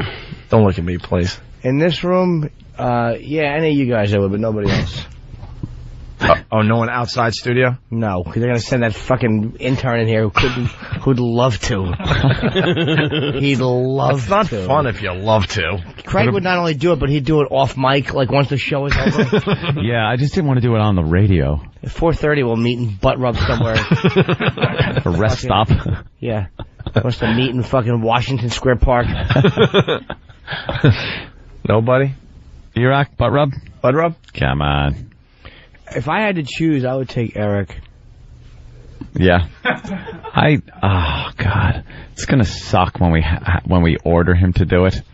I really don't want it to get to that. I know. Like, if he just would do it, it wouldn't get to the awkward point of us making him do it. By the way, terrible thing to take to your next job interview. So why did you leave your last position? Because I wouldn't rub my ass against another guy's ass. Yeah. By the way, people feel gypped today because they didn't really get to hear the darn after line of the day. Oh. It was there, but it was weak in the background, and we all talked over it. And tomorrow. Darn. There you go. From the cell phone, how great is it that talking about jizz in her hair with Starker Patty, and she has to ask a customer if he wants 1 or 2 shots. All right, I guess. I don't think we get Sam, butt rub? You're just the camera guy. He's just guy. here with his camera. You're just the camera guy for butt rub. Camera. Waiting for his fruit roll-up for dinner and jujubes. Yeah, what's for lunch today? Yeah, what are you having for lunch there, Sam? We never asked the lunch question. Always the dinner question. Peanut butter sandwich. You smushed it last. Cut into 4 squares? Every day, right? Peanut butter and fluff? He eats just peanut butter. Oh. Just peanut butter sandwich. Yes, E-Rock? Butt rub? Stupid Travis is going to get my lunch out of my bag. So out of my bag. My bag. That's not his fucking lunch. You've done it. Oh, God. And then 3 Oreo cookies. Why 3? Oh. That's what. Well, 3 Who is did what, this? The perfect. My girlfriend. Your girlfriend did this? Yes. She was very upset last time when you smushed it. Yes, Jimmy actually smushed it. Did you really? She was really sad when Jim smushed it. She's going to get upset again. Jimmy just punted it. Holy shit. Well, what happens when we mess up your lunch? You can't just go out there and get 8-year-old food in Manhattan. Not on the street. Nobody else makes it. No one makes 8-year-old food. Oh, he looks like he's ready to cry. How are the Oreos doing after that? You can still eat that. Yeah, that's edible. Yeah, that's edible. I don't think the bag broke. I'm not going to step on the sandwich. I don't feel like paying him $20 like I did last time. Get something to eat. The $20 fucking sandwich. No. Dude, butt rub his sandwich. All right. Oh, God. He's going to do it. Oh, no. Oh, shit. There you go. Okay. Thank E-Rock for this. Yeah, thanks, E-Rock. This is how we end the show, like men. There you go. He's rubbing the peanut butter in his ass. He puts it back in. He puts it back in like no one's going to notice. Jess, oh my God. Jess is going to be very upset. She got so sad last time. We better call her tomorrow. Oh, my God. We better get a Jess update tomorrow. Peanut butter up his ass. It looks like he makes that himself. He dresses like his mother and then makes that. He's like fucking, he's like Stallone. He's like Stallone getting Nighthawks in a dress. Yes, exactly. Yeah, that was believable. Yeah. All right. You can't even eat the cookies now. They're contaminated. They're crushed. Fucking fool. You think I can't crush cookies by kicking them? No, I know they're crushed, but if they're in a separate bag, they're in a separate bag, so you can take them and eat them. But now they've been contaminated with your ass. Yeah, the whole thing. You go hungry today. No one's gonna pick through that for what's still edible. For tasty. No, Jimmy. This part not as today. bad. Make him go hungry. Yeah. I can't make him go. He could use with losing a few pounds. He's getting a little chunky. Vegas 10. Jimmy has paid more for rubbing his ass on people's lunch. Hey, listen, let's thank Louis C.K. Absolutely. Always a pleasure, Louis. Shameless on DVD this coming Tuesday. That's right. Our listeners will be picking that up like crazy, Louis. Thanks, guys. Guaranteed. And Jimmy, thanks for the great ending. We needed a great ending, but you know, you rock. It's all about him. It's not about the show. It's all obviously. about him. Sandwich butt rub. I remember the days you would do stuff for the show. Yeah, it's all about him. It's no longer the Opie and Anthony show. It's just Eric's desires. He probably has a rash or something. You have diaper rash? Adult diaper rash? What's the reason? Pimply butt? Prickly heat? What's the reason? As painful as it was to do it last time, the ending was not very pleasant. Did I fart on you? Oh, it was hot and disgusting. Oh, I forgot about that. About that little treat. All right, I fired one on his asshole. I forgot about that. He might be on something, Jimmy. So he actually had to fart your fart out at one point. Exactly. Probably Some of it seeped in. You didn't have to fucking fart Basically, someone else's gas. Basically, he's saying you didn't keep it fair last time. That's horrible. I hit below the belt. I fucking cut a gasser right in his juicy rib. rapable asshole. Didn't you try to turn around too? There was something else that you were trying to do. You raped his asshole with a gas dick. With the most basic of elements. I wanted to turn around and smack his ass with my dick, but I was like afraid that could be a human resources issue. I'd get in trouble. But butt rubbing's okay. That's harmless. Yeah. Butt rubbing. Your dick. Elo would have an issue with that. He'd probably be mad that I didn't do it to him. That's true. The gas. A fart is a gas, but everything it must have a solid and liquid form too. If you wrap that fart in something and maybe pressurize it or condense it into different temperature, you could actually get liquid fart. Yeah, and drink it. Or solid fart. Yeah. I understand E-Rock's stance at this point. How's that done? I forgot about the fart thing, Jim. I'm fascinated now. You actually something felt to it, it. E-Rock? I'm going to go to the lab after this. You can't get a grant for that, so nobody's... No. E-Rock felt the warm air. He felt it. Oh. Was it one of those... No. Where it just goes... It was one of those moments where you felt you'll never be clean again. It was loud. Yeah. It was like right. It was hot and loud. Everything a fart should be. If you were gonna write a song about a fart, that would be the one. Like Bette Midler sang about that one. Bob Dylan wrote a hot and loud anthem about that fart. Great. That's good. Now I understand why he might have been a little Why did shy they to make do the it. noise when... I always thought it was like your cheeks kind of bouncing together. But if you spread your ass cheeks, it makes a tooting noise. What the fuck? I think you'd only spread like the anus, but your sphincter probably is still puckered enough to make that sound a little inside. Like one of those balloons when you let it out a little bit. Yeah, you could. So that's going on inside. All right. You ever have an internal fart? Where it's an actual sound like a, but it's inside your stomach. The other anus that's in your inside. It kind of just going through another asshole. Yeah. Through your Sometimes if I don't eat right, I start shitting in my stomach into my own bloodstream. When I don't eat right. Yeah. When I don't have my 4 food groups. Redding from Whackbag. E-Rock doesn't want to touch butts because E-Rock has diarrhea from the Fat Smash diet. Could be. Explosive diarrhea? No. How's that going for you? Good? Good. Good, man. You're running out of days, you know. Yep. Next Thursday. That's it. Next Thursday? Oh, yeah, you're right. I'm sorry. Every shitty paste looks like rice pudding. How many pounds do you got to lose in a week? I think I got about 6 more pounds. That's the hardest. It's the hardest. It's the Dr. Ian Smith bet. We'll talk about that tomorrow. We're going to go. All right. The last ton is always the hardest. Come on. I'm teasing my buddy E-Rock. He knows he's my friend. You coming on the boat this 4th? I don't know, maybe. Well, fuck you then. Go fuck yourself. Like last year wasn't fun enough. You want some drunk driving, some fun? Come on. To what? The boat. What boat? Billy Mac's boat. We take it out on the East River there and go by the UN and watch the fireworks. Can I go? If you want to, yeah, you're cordially invited. Maybe I'll bring my broad. Bring your broad with you. Maybe I'll bring my broad. I'm getting car service because I should have gotten life in prison last time for how I drove drunk. I want to say to everybody, never do that. But it wasn't good enough to just drive drunk and try to be safe. I raced from about Shea Stadium into Midtown Manhattan. Were we down to? I have no idea where we were. I know we were somewhere in Manhattan. I remember going through a tunnel. Did we take the tunnel or the bridge? I have no idea. I was hammered. E-Rock's trying to remind you that you went to New York City to play fuse ball, because that's how you write that word. Fuse ball. Yeah, that's what I was playing. Big bomb that you light and throw it. Like that joke. F-ball. Fuse ball. We played I drove foosball. so drunk once with like lots of people in the car. It was like a classic. So yeah, that was wiping out a bunch of kids. Should have just killed everybody. And I had to have one eye closed so I didn't see 2 of shit. Oof. That's how drunk I was. That's bad. Driving with one eye and going really fast and laughing. That's the last thing you should ever see. Yeah. Before you just hit something. Should have died. And I did spin out. I was on Sturrow Drive in Boston. And I hit a nasty curve and I spun. The whole car spun many times. See, thank God it was the middle of the night. Nobody else was coming. Thank God your body should have been thrown out of it. Yes, they should have found you in a fucking berry shrub. Yeah, no, I had no problem. I had no problem that time. But I heard something very frightening this morning. It was on the news.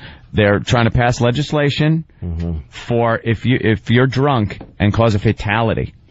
Life in prison. Sure, yeah. Life in prison. I think that sounds right. Oh, yeah, and then I'm thinking to myself, that sounds right. And then you think, like, could happen to me in 10 seconds. Might be an accident, I'm but 2 moves away. It's not from your that. fault. Yeah. Like you're drinking, but but somebody else screws up, and all of a sudden you're just out having a good time, and then you're in prison for the rest of your life. Just think of that like no, it's true. That good could time, prison for the rest of your life. You could be one notch above legal alcohol, and you get in an accident that wasn't your fault, and somebody dies. Somebody dies.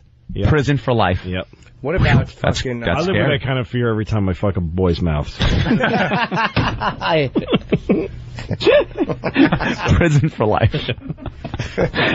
You just learn, hey, it's safer being in an airplane, all that kind of... Right. Most people slip in a bathtub. True. Some things are worth the risk, Lou. Exactly. Let's get out of here. All right. Yeah, it is time to go. Opie left hours ago. We've been going over everything. He just left. He's probably recorded the promo and is gone. But again, thank you, Louis. Louis C.K., always fun to have you in. Thank you. DVD when? The 26th of June. Tuesday. Tuesday. Yes. Pick it up. Hysterical. Jimmy Norton, my pal. I have nothing going on. Oh, wait. Maybe some things. There's surprises around the corner. I know that. That's all I'll say. My cock is itching. Oh, I'm at Crackers in Indianapolis for the 4 people still listening. Oh. Are you going to go to Bob and Tom? Yeah, I'll go over there. Are they good? I'll be at Crackers in Indianapolis this weekend. Cool. And that is the show. I want to see if your Rock screws up. Show.